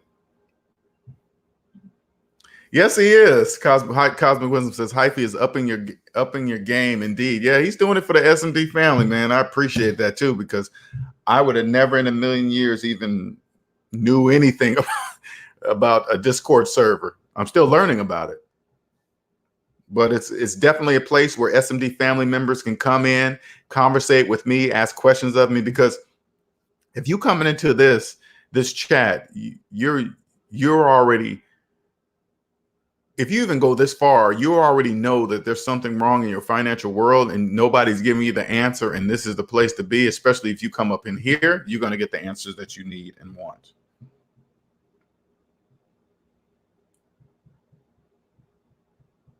Hello, all. I have the same name on YouTube. Oh, okay. Silent Range. All right. That is so cool. Jaws 2003 says you're thinking about the Nissan Leaf. Okay, the Versa is a cheap car. Oh yeah, they have 5-speed man. Oh no, hey, okay. This is what I say about that. Okay, now I'm with you now. This is why I recognize a Versa. One time I rented a car and it was a Nissan Versa. Never again will I ever. I felt so unsafe in that car, in that Versa. That thing is cheap. That thing was wobbly, and this was a 2019 version. That thing was awful, man. I would never buy a Versa. And this was an automatic that I had. You talking 5-speed? Nah, man. I wouldn't do that. When I say cheap, man, get a cheap, older, dependable car like a Toyota Camry. You can't go wrong with a Toyota Camry. Or a Honda Accord. You can't go wrong with those, as long as you pick the, not a dogged one. But you know what I'm saying? A Versa. Oh, I would never even rent a Versa. Oh man, those things are awful. I felt totally unsafe in that bad boy. Totally unsafe.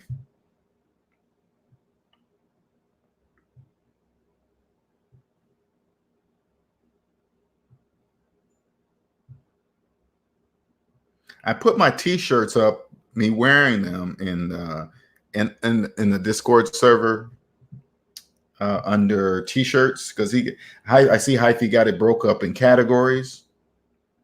And so finance got the rules, blah, blah, blah.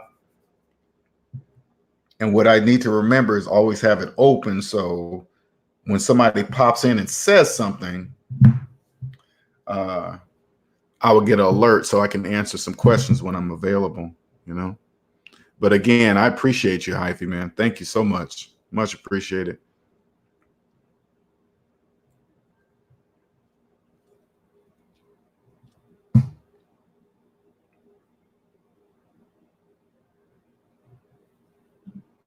Darkman says Toyota Camry and Honda Accords are the epitome of affordable and dependable.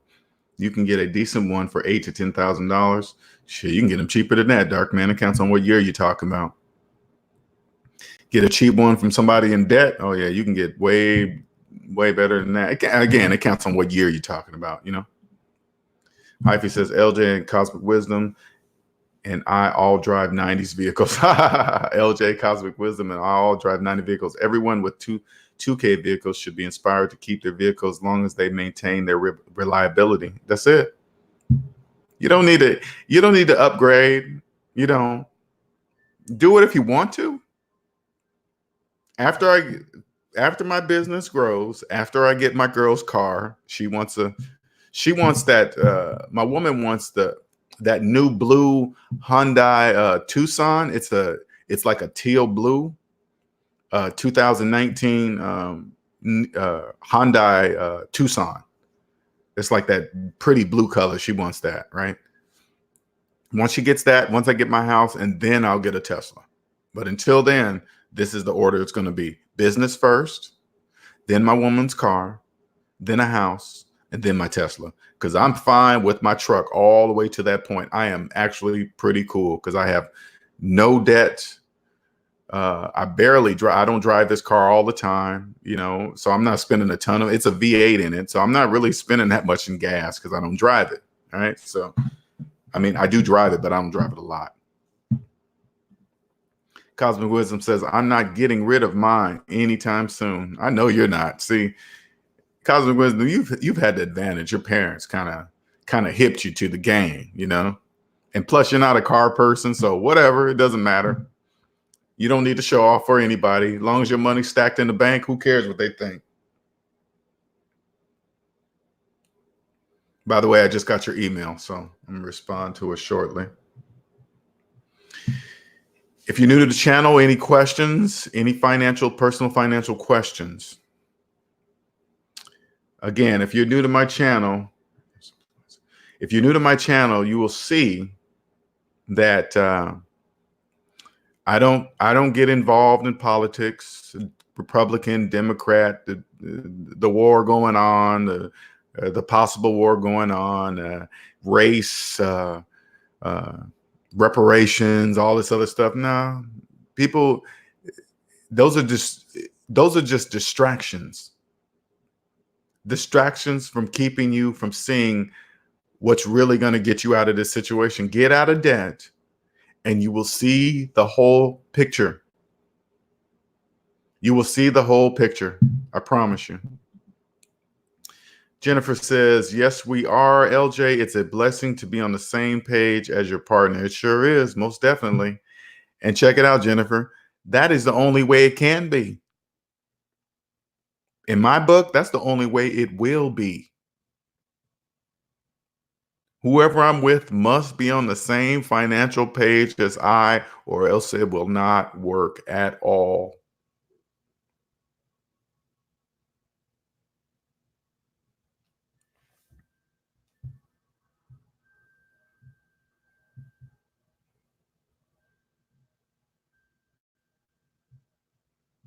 Any other questions? Any other questions?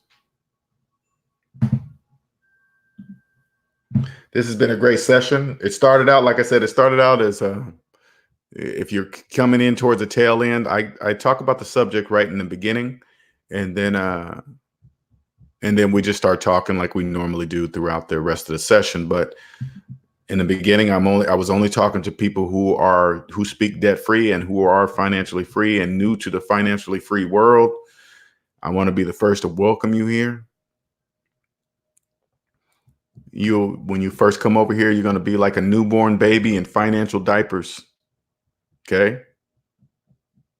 But the plus side is this: nobody in the debt matrix with their financial scams will ever be able to fool you. Nobody will no longer be able to sell you dreams, sell you financial freedom. Nobody be able to do that anymore. Those days are done.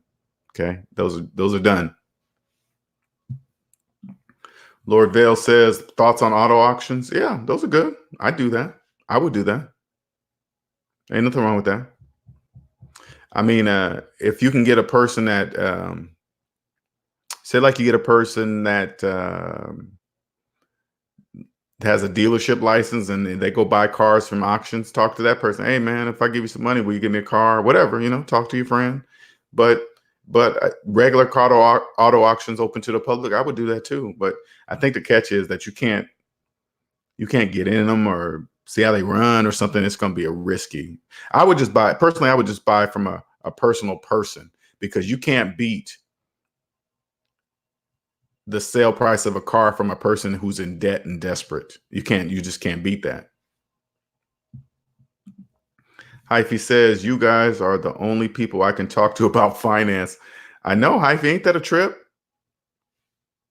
That's a trip, man. You gotta, we gotta remember, you guys, the SMD family, we have to navigate through the financial debt. We have to intertwine ourselves with people in debt. We have to. We have to. It's the only way it works. If you want to be rich, you have to figure out a way to create a business and let the majority of the people in the debt matrix purchase from you.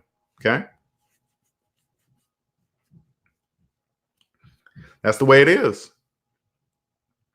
We only can talk amongst ourselves. That's why when you guys see my channel, it's not really hundreds of thousands of users, millions of subscribers, because don't look at it as in a negative way, as like, wow, he doesn't have that many subscribers. This is how much room it is for you to make multi-millions of dollars. This is how rare it is. The number, like, I think my subscribers are up to like 1,200 now, 12 going on 1,300. That's it. Nothing more than that. Not really that hard. I mean, it's not really that many, but I don't look at it that way. I look at it as, once you become financially free, that's how much room it is over here. For example, if you go to be a credit repair person, look how many credit repair businesses are out there. Why do you think that is? They're not doing anything for anybody. That just because they fix your credit doesn't mean they're getting you out of debt. You're still in debt. The majority of people in the debt matrix want to improve their credit so they can get further in debt. Just listen to them. Hey, I'm trying to improve my credit so I can buy a car. I'm trying to improve my credit so I can buy a house. I'm trying to improve my credit so I can finance something else. They're always talking about digging themselves deeper in debt. Credit repair agencies are giving them the shovel to do it legally. And I'm not saying anything negative about credit repair places. Nothing. It is a legal business that is providing a service for people who are paying for it. Nothing more than that. Okay. But I want you to understand. Notice how the market is saturated with them. They're saturated because they're not doing anything. I didn't know you were still on Ill Wills. I thought you cut out. Mr. Napalm says, I listen every morning. No cable, news, finance shows for me. Just go old-fashioned common sense and responsibility. Yep. Mr. Napalm, I don't watch any news. I barely watch cable. Barely. And the only reason why I got that, because it's free with it where I live. Cable's free.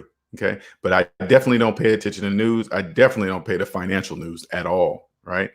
I didn't even know about the war stuff until my girlfriend told me. She was like, hey, we might end up going to war. I was like, really? She looked at me like, you didn't know that? I was like, no, I don't pay attention to the news. I don't watch TV. I don't pay attention to the news. I don't watch TV commercials. I don't do any of that. I don't personally care.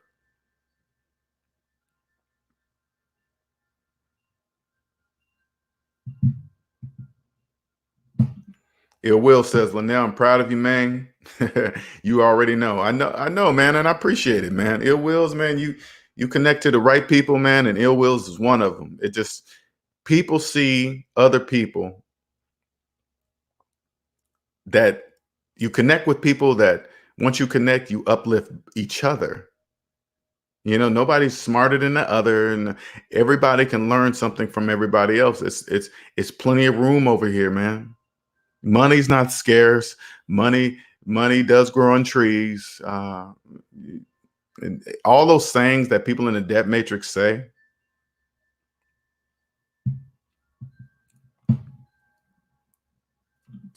Lord Vale says, some people buy subscribers. You can buy subscribers on YouTube?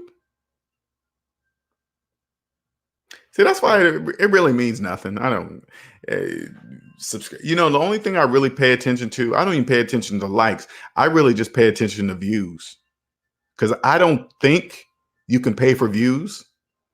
You can buy subscribers, but I don't think you can pay for views.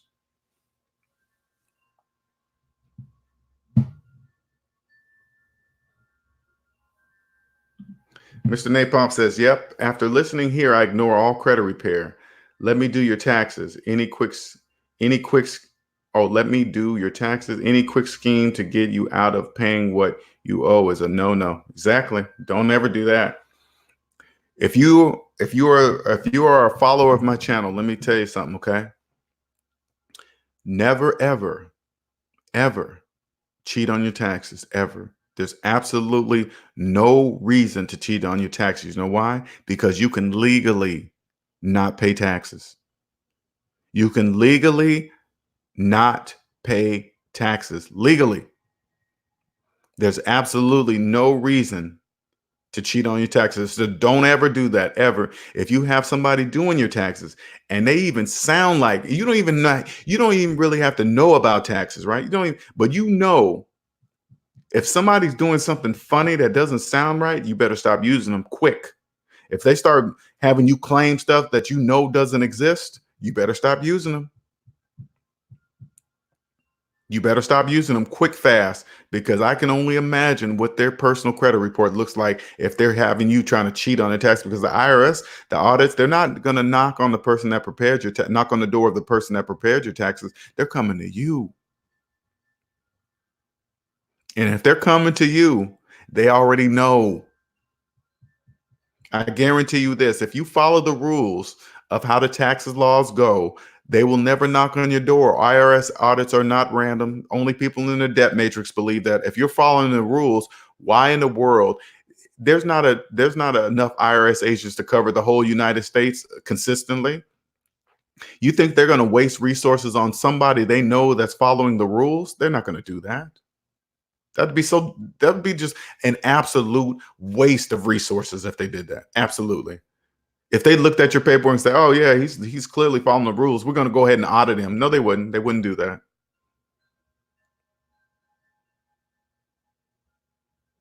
Follow the rules. You don't even have to know about taxes. You just need to know how to pick the right tax person for you. You know how to do that? Ask to see their personal credit report first.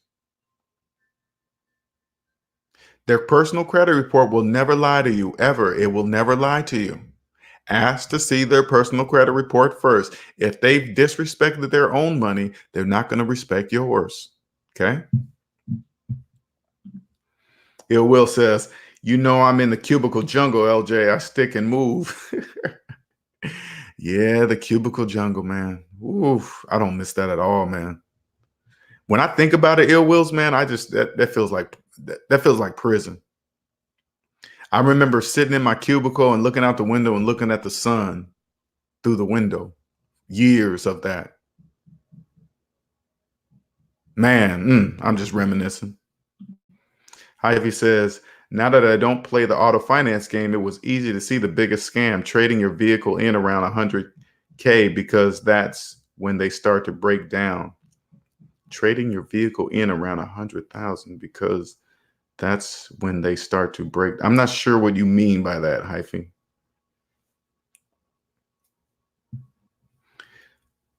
Hy-Vee says, you can definitely pay for YouTube views. Really? I've seen a few channels do it. You got, damn. Man, you can't believe anything nowadays. Holy crap. That is just crazy. I'm just keep my channel real and I'm not going to worry about that crap. God, you can buy views, subscribers. I knew you could do that on Instagram, but damn, I didn't know you could do that on YouTube. Shit. Jeez. Lord Vale says, how do you legally not pay taxes? Let me give you an example. What I mean by that, Lord Vale. Say like you owned a house. You had the title to a house. Okay. And the only thing you owe on the house is the taxes for the land. You still have to pay taxes on land. Okay. There is no way around it. You have to pay taxes. You put a renter in there. You include the taxes into the rent. Voila. You no longer pay taxes. Your renter is paying your taxes for you. You don't pay taxes legally. The taxes on the land, include them into the rent. Voila, you no longer pay taxes legally. Best Version Motivation says, I saw a sign the other day at a tax place saying one dependent $6,000 refund, two dependents $9,000. And see those signs out there that say things like that? Only people in debt are attracted to things like that, right? Here's a person that's out on a corner dressed up in a Statue of Liberty costume asking them to do your taxes.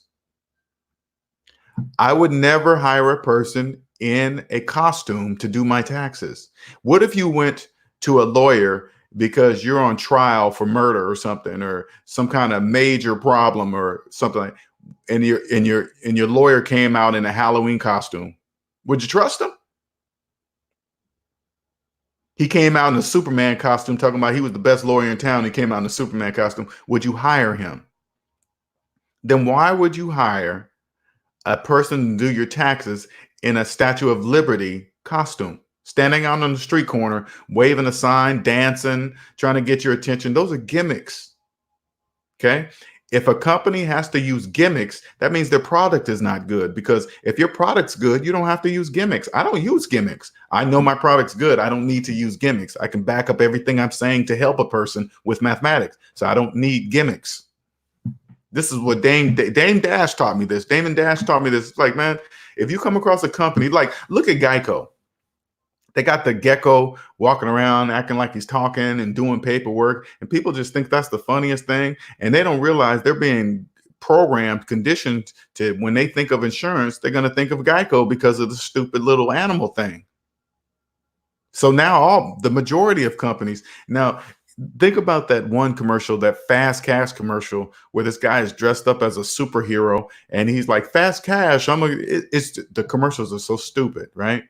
Because people that don't manage money well, I would never touch a business like that in 15 years. Not saying that it's bad or illegal. I'm not saying that, but I'm saying it's a gimmick because the product is bad. It will negatively affect your finances. Best Version says the Liberty tax person is standing out on the street corner in that costume. Sure is. Hey, look at the Statue of Liberty person. Pull in there. I'm going to have them do my taxes. You better not do nothing like that.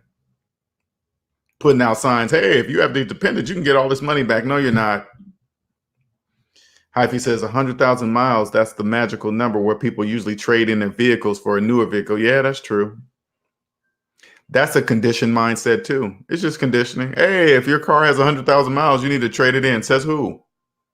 Nobody ever stops and say, who are they? Who is the quote they? If you guys hear anybody that's trying to give you financial advice and they always use the word they, you stop and ask them, who are the they you're talking about? Who are they? What they really mean is the conditioned mindset, the collective, the people in the debt matrix. That's who they are. The collective. If you don't know what the collective look like, look up an old Star Trek movie on YouTube and type in the Borg, B-O-R-G, the Borg. That's the collective. That's the people that live in the debt matrix. That's how they live. That is real. Ill Will says the cubicle jungle is like prison. I walk around the office mean mugging and with a tank top on. Yeah, okay. Oh man. Yeah, man. Yeah, man. Ooh, I just think about that, Ill Wills. I mean, I'm not knocking it, but when I was in that environment, Ill Wills, I thought I was good because I was in the office. I wasn't outside. When it was hot outside, it was AC inside. If it was cold outside, it was heat inside. I had an office, I had a cubicle, but I was still a prisoner. Just a prison. Just a prisoner. Couldn't do anything, couldn't go anywhere. I mean, I think about lunch times, right? I had an hour lunch, but I really didn't have an hour lunch because it took me at least 10 to 15 minutes to get to where I'm going to go eat. And then I eat, and then it's going to take 10 to 15 minutes for me to get back. So I really didn't have an hour. You know what I'm saying? But being in the IT world, we didn't have to really be that strict because we're salaried, but still, I still had to be back, And I remember this feeling after eating lunch. I used to say to myself, damn, I wish I could just go home from here. I don't want to go back to the office. But sorry, you signed a contract, Linnell. Lord Vale says, do you agree it's best to do your taxes online so you don't have to pay no one? Um, no, I don't really necessarily agree with that. It counts on what level you're at. Like when my business grows, I'm going to pay a top tax person the money if this person will save me thousands of dollars each year and it costs $1,000, I'm going to spend $1,000 for a professional tax person because they're worth it.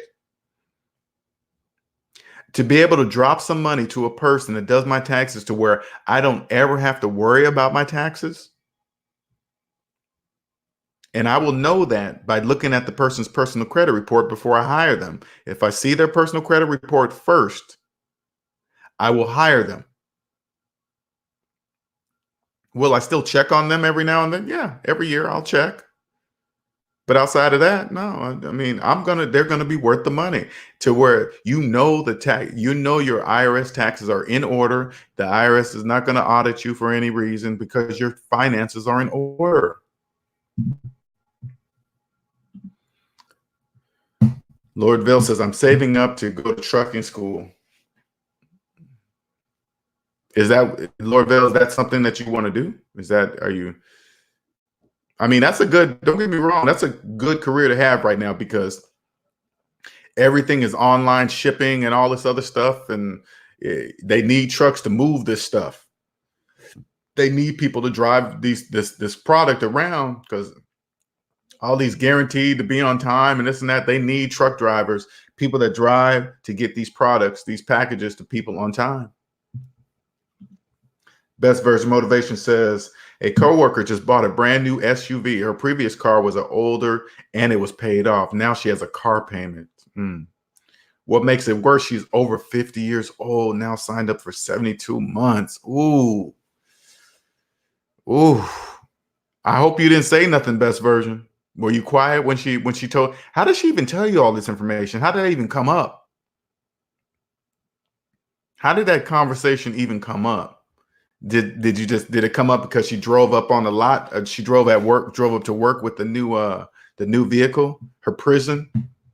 Now she's handcuffed to that car, the bank, and her job for the next 72 months at 50. By the way, you guys, the reason why they use months, because if they said, hey, you sign up for this car, you're going to be tied to this car for 6 years.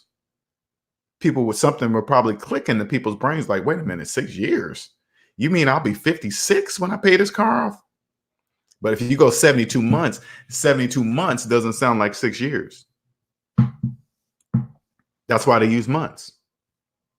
See what I'm saying? It's all part of the game. You guys get on this side of the game, you'll be cool. You'll be rich. No problem. Between not having debt and paying less in taxes and everything else than the majority, you will be rich so fast your head will spin. Ill Will says, Linnell, get out of my head. Get out of my head about after lunch. Also, I go home for lunch. So imagine, oh man, that's a no-no. Going home for lunch too. Oh, I used to do that. I remember I didn't live far from one of my jobs. I used to go home from lunch, lay down and relax. And then to get up from home to get back to work, that was a struggle. So imagine how I feel. Linnell, you are winning, my friend. You own your time. I will be there soon. I know you will, man. I want the whole SMD family to be here. I want you guys all to be speaking debt-free. I really do.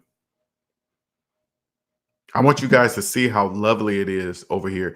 You will no longer listen to what anybody in the debt matrix says. You'll no longer listen to them. You won't care what kind of house they buy. You won't care what kind of car they drive. You won't care how many vacations they go on. When you get on Facebook, you won't see these couples that look like they're living the life. There's a couple people I follow on Facebook, man, and you can see it. You can see they're fronting so much. They're fronting so hard, looking like they have money. But when you're outside the debt matrix, you can clearly see they have no money. You can see it.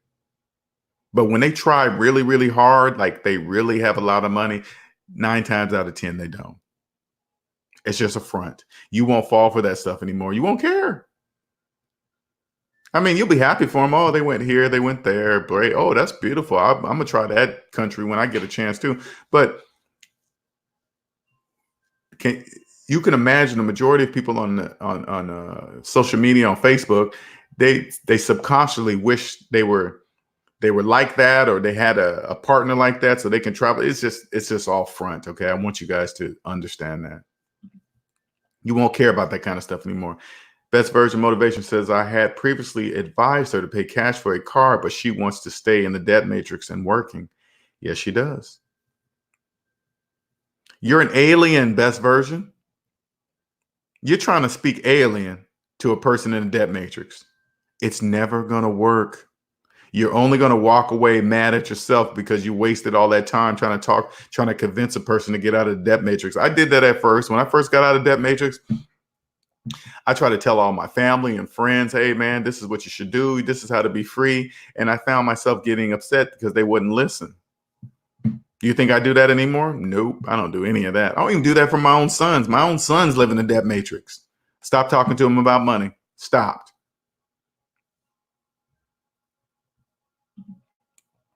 Lord Vale says, thanks for the info, SMB family. I'm taking it all in at 26. Oh, that's a good age too, man. I wish I would have woke up at 26. Right now, Lord Vale, you're probably thinking, oh man, I'm almost 30. It's too late for me. No, it's not. Only people in the debt matrix think that. 30 is not old at all. Get out of debt. By the time you're 30, you're gonna see.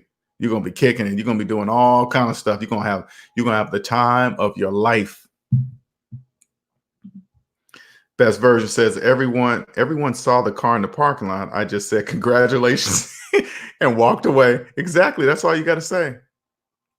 Hey, congratulations. Hey, Best Version, you got to play along. You'd be like, oh, that's cool. Oh, because they love to show you the inside of the car. They love to tell you about what deal they got. You know, nobody gets a finance car on sale, but they don't know that. They're in debt.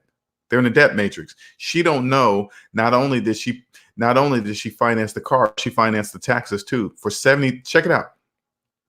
She financed the car for 72 months. She financed the taxes for 72 months. She financed the taxes on that car for 72 months. And then you add interest on top of that. Okay.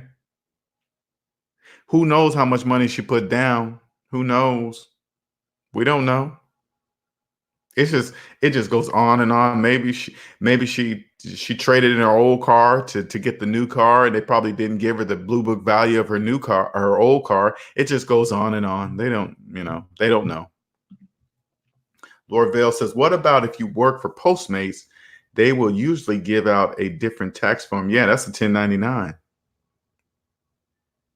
Yes, you have to pay your own taxes. That's a 1099. You have to pay your own taxes. Let's go. I'm glad, and I'm glad you brought that up, Lord Vale, because I want to tell you guys this inside the SMD family. I want you guys to see this. Okay, this is how brilliant big companies are. They have billion-dollar companies without having any employees or cars. Like, let's go for Uber. Let's talk about Uber. Here's a Uber's a multi-million billion-dollar company, and they have no employees and they have no cars. They have no employees to be responsible, and they own no cars. Okay. Everybody's a 1099. Now, the majority of people believe, hey, I can just work for Uber, make a few dollars, make a few dollars to get out, to go kick it, to buy some things or whatever. The majority of people think like that when to Uber, right? They don't realize that they have to pay their own taxes. Can you imagine how many people are now? I'm going to look this up. Somebody Google this while we're talking. I guarantee you, there are a lot of people in tax trouble that works for Uber or work for places like Uber. Any 1099 for something like that, I guarantee you the majority are in tax trouble because they get that money and they spend it all, and then the IRS lets them not even let them. There's so many people, like the IRS can't keep up with everybody, but they'll get to you. Okay. Let them bury themselves for 3 or 4 years and not paying taxes. And then the Uber driver that gets adjusted to their lifestyle of not paying taxes, they get the knock on the door and like, hey, you owe us some thousands of dollars you need to pay, and they're not going to have the money. So guess what? not only are they going to owe the money, now they're going to owe penalties and fees. They're going to be so buried in with the IRS, they'll never get out. Now you stack on credit cards, credit card debt, student loan debt, mortgage. They're so deep in debt, they have no idea their head will spin. Not even having a clue.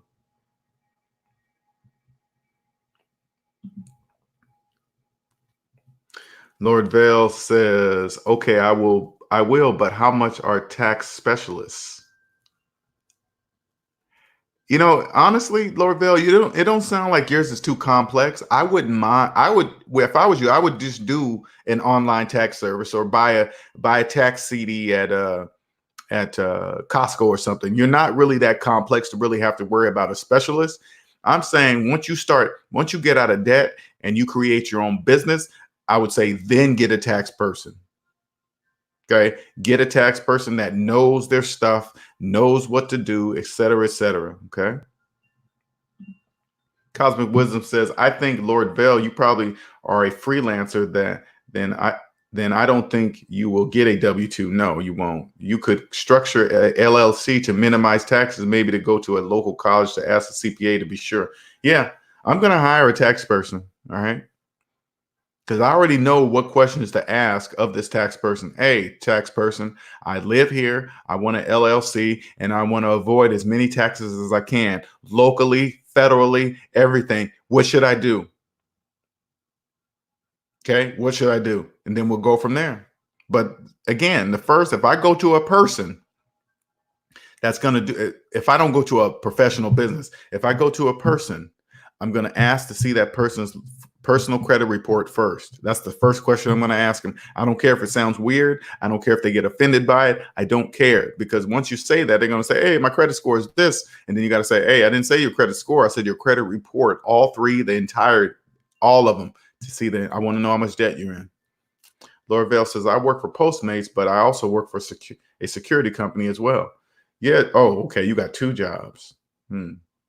Still, I don't think, by what you're telling me, Lord Vale, it doesn't sound like yours is complex. Okay. You got two jobs. One's a 1099, one's a W-2. Okay. So you can use a regular, but I would go see a professional. Okay. Do this while you're small. So as you grow, you will naturally understand the process. I would say start small. When it comes to taxes, I'm not a tax person. Okay. I'm not a legalized tax person. Go see a tax professional. Okay. How do you pick a tax professional? First, be out of debt. Second, you ask to see their personal credit report if it's a person. If not, you go to a professional tax business. Okay. Always go to seek professional advice.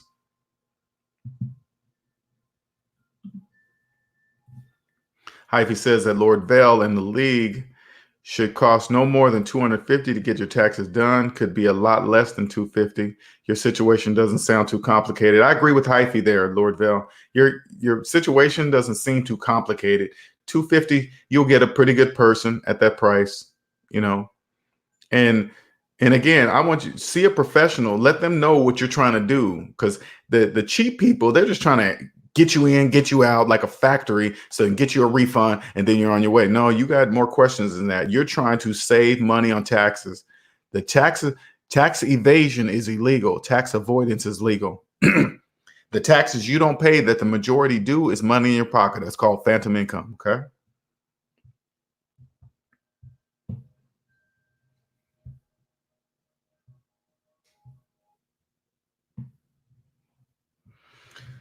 So let me know.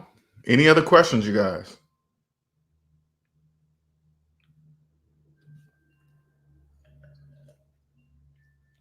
Any other questions? For those of you that would like to schedule a consultation session with me, my website is scrolling along the bottom there. If you'd like to buy one of my new t-shirts, you can go there, go to my website under products, choose your size, pay now, and then I will get that bad boy in the mail for you. Okay. Lord Vale says it might cost more because I don't have health insurance. Yeah, well, yeah. I don't know. Do they still tax you for not having health insurance? Do they still fine you? That's crazy. I mean, that's just, ooh, when you hear about that kind of stuff, it's just, oh my God, it just never ends and never ends. But there's always ways around it. There's always legal ways around it. Okay, I promise you, there's always legal ways around it. Hy-Vee says, you're not only trying to save money on taxes, you're trying to develop a continuous working relationship with your tax specialist as well as avoid being audited. Yep. You can 100% avoid being audited by following the rules, picking the right tax person that understands the rules to the fullest. How do you make sure of that? Ask to see that tax person's personal credit report. A person that's not in debt, that does taxes, they will know exactly what to do. They will speak debt free. They won't have IRS things on their credit report, collections. They won't be in mounds of debt, because people that are in debt, that are doing accounting, taxing, they're missing a major piece of the financial puzzle if they are in debt. If they have student loans that are older than their children and they're doing your taxes, they are missing a major piece of the financial puzzle. Doesn't matter if they know this or not. That's irrelevant. Math says they are. Okay. Lorville says, yes, they still tax people without health. Oh, okay. Yes, they still tax people without health insurance. Yeah. Yeah, that's, you know what? Yeah, that's a touchy. Because healthcare is expensive. It is expensive. I don't know. I know there's a way to do it. I just haven't figured that part out yet. I will. It's only a matter of time. Any other questions? I think those are things that this, when you're in, okay, check it out. When you have a job, right? And I'm gonna show you guys this once we're out of since we're out of debt. Since I'm out of debt. When you have a job, they literally do everything for you. They take care of you. They pull your taxes out. They do your retirement for you. They do your health care. They do everything for you, so you don't even have to think about it. And then when it's time to get out on your own, those things come to light, and it scares you from jumping out on your own. It prevents you. Because you're scared, man. What if something happens to me? Every possible scenario will pop in your head, preventing you from taking a step out on your own. And I want you guys to understand that's all part of the plan.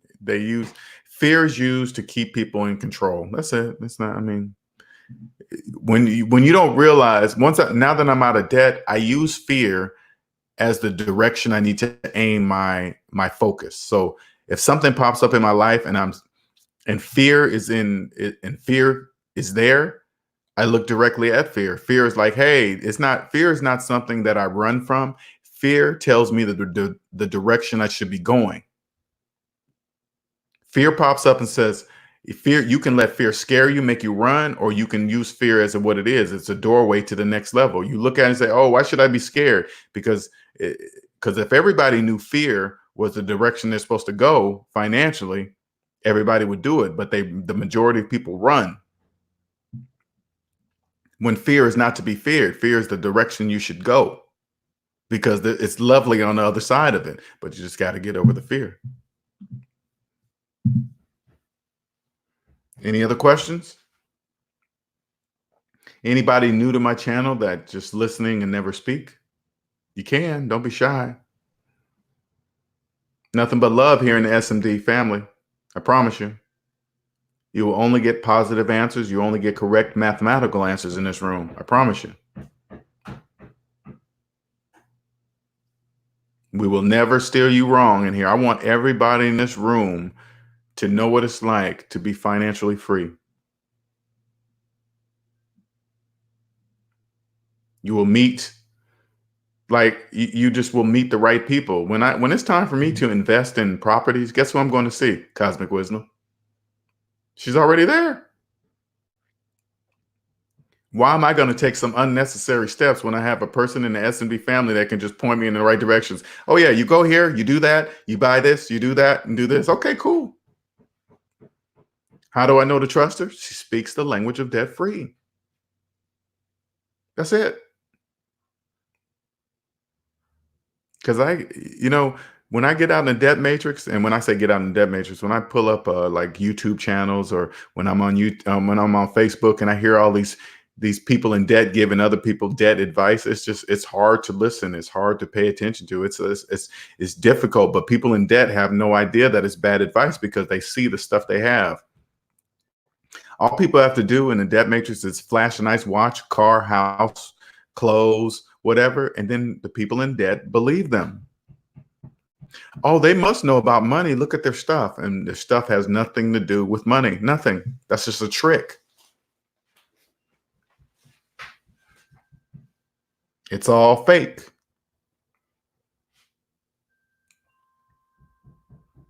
Will it be scary to get out on your own? Yes, it will be. It must be that way, because if it was easy, everybody would do it and the whole economy would crash.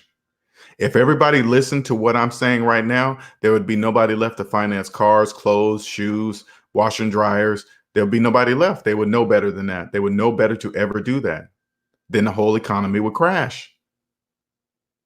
Our economy is based on debt. There are two economies, one that the people in debt see, and there's one that people that are not in debt see. The invisible one, the one that are people who are not in debt, controls the invisible economy, controls the one that the majority see. But the invisible one is also dependent on the one that is visible. Okay, this is real. Once you join the invisible economy, you'll never go back, ever. I'm never going back to the old economy, ever. Nothing will make me do it either. Nothing or no one. That's why I always say, when you become debt free, when you're young, you don't really realize, you're just going along. Hey, I'm this age, I'm supposed to have that. It's okay to have student loan debt in your 20s. In your 30s, you're supposed to be married, buy a house, and have kids. And no, you don't. None of that. That's all conditioned mindset. You don't have to do any of that. People in debt say, hey, there's really no good time to have children. Yes, there is, when you're not in debt. Because when you're not in debt and you have children, you have time for children, because you're not working any overtime. You have all your weekends off. You're not working in the afternoons. You're not bringing work home. You're not taking phone calls. You're not answering emails. You're not doing any of that. None of that. The perfect time to have children is when you're not in debt. And also, when it's time to even pick a partner, you're not going to get with the person. You're not going to take a person serious that's in debt. You'll never do that. I promise you. You'll never you'll never take a person serious that's in debt, ever. If they're in student loan debt and don't care about being in student loan debt, you're wasting your time. You would never waste your time being with them. But it wouldn't even get that far. It wouldn't even get that far, because you'll hear them speak in debt even when you're starting to get used to them. You're starting to learn that person. You will hear them speak in debt, and you'll know right away, oh yeah, I can't take this. I can never take this relationship serious. And when they start to say, hey, how come this is not moving to the next level? You tell them, because you're in debt. I'm not going to get with a person that's in debt. I'm not. Lorvell says, people showing shiny things on YouTube are just like rappers who buy expensive jewelry and only rapping for a year. Yes, exactly. It's all, when I look at financial people, and it's a subconscious thing, right? They all do the same thing. They'll make a video. They'll make sure they're in a nice neighborhood. They're flashing nice cars behind them, or they'll make a video with nice cars in the background, or beautiful house in the background. All that stuff is there.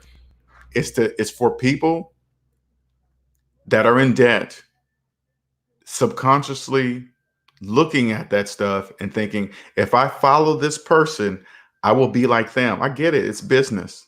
It's all business. And they fall for it. Hook, line, and sinker. That's the way business is. Sell people, make people believe this product will improve your life or something, whatever, right? I don't know. It's just I'm trying my best to like put it in words. But if you want to be successful, that's what you got to do. You got to sell them something. But also, the best, you must get people to trust you. People are not going to buy anything if they don't trust you. And how do you build trust? By creating a quality service or product. That's how people trust you. They know if they come to you, they get what they ask for, they'll pay you what you're worth.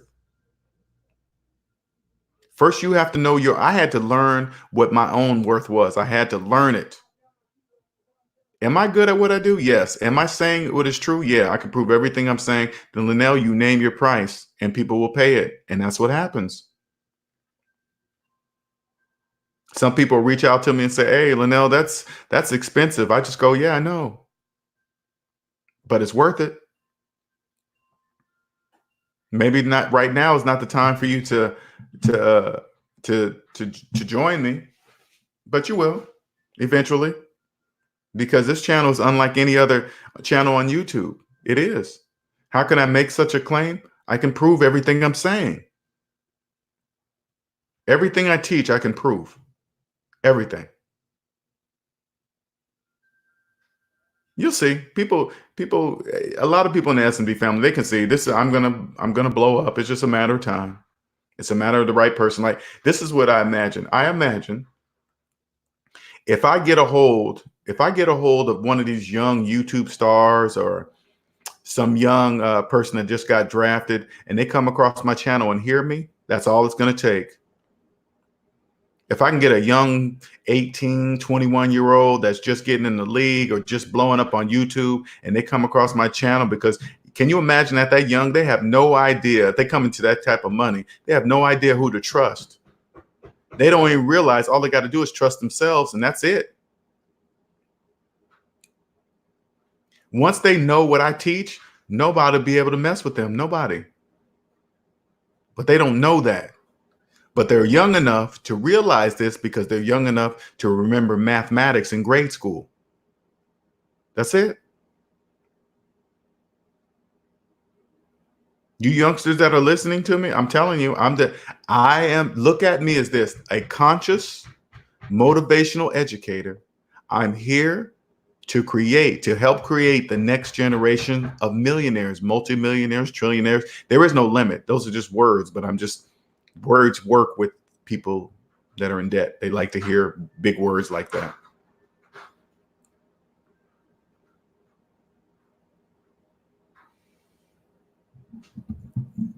I appreciate that, Lorville. I promote your channel on Instagram. Thanks, man. Thank you very much. I appreciate it. I do a lot of stuff over there. I don't really go on the live too much on Instagram.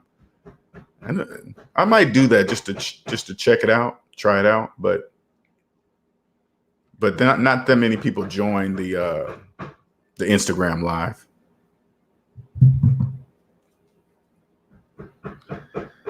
You guys have any other questions? Sorry about the noise in the background. They're working. I had a pretty bad windstorm the other day here in South Carolina, so they're putting up on siding that blew off.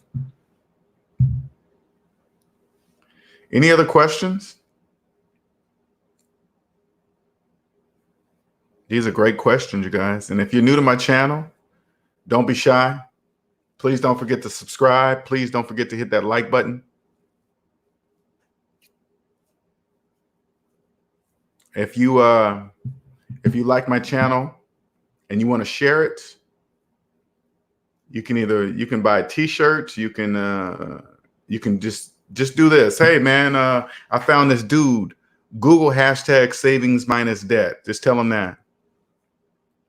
You don't have to tell them my name. You don't have to tell them where to go. Everybody knows how to use Google. Just Google #savings minus debt, and that's it. That is it. And they'll find me. I am the only person that will pop up in the search results if they do it. And no, I didn't pay Google to do that. I'm just unique. Now, anybody coming into this room, it might sound like I'm bragging, but I'm not. It's just is. It is what it is. This is who I am. I help others succeed. Everybody can come along on this journey. Everybody.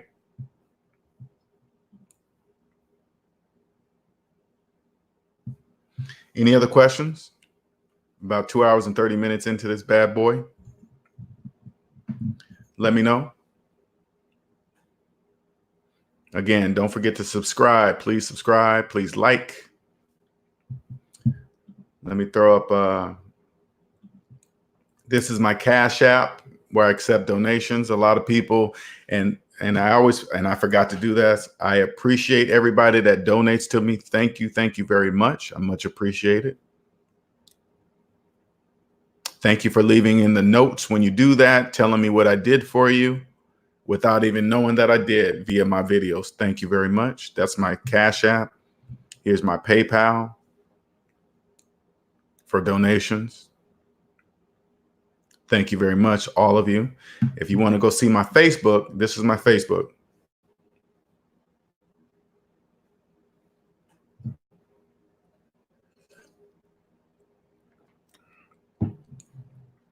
Thank you very much, everybody. We're gonna wrap this up here.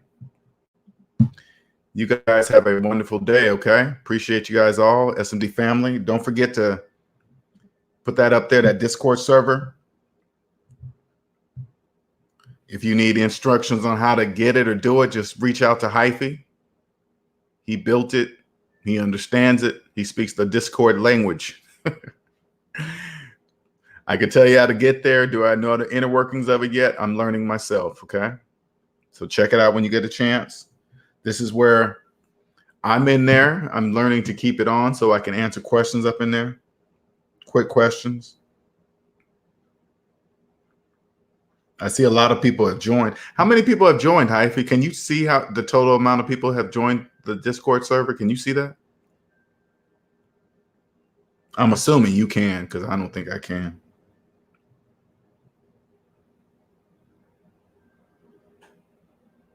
All right, you guys have a wonderful day. Cosmic Wisdom, I will be reaching out to you, okay? Because I think people are looking forward to you having you on the show.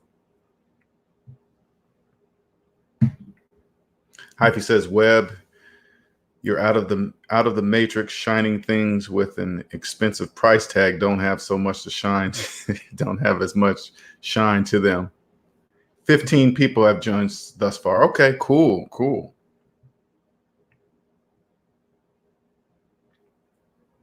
I'm gonna need your input, Hyphy, of what should I, constantly be contributing in there to keep it going or keep it, so. All right, you guys, I'm hungry. I gotta get off here. You guys have a wonderful day. Thank you, Hyphy, for all your help. Much appreciated. And everybody that has joined today, thank you so much. You guys have a wonderful Wednesday, okay? All right, bye-bye.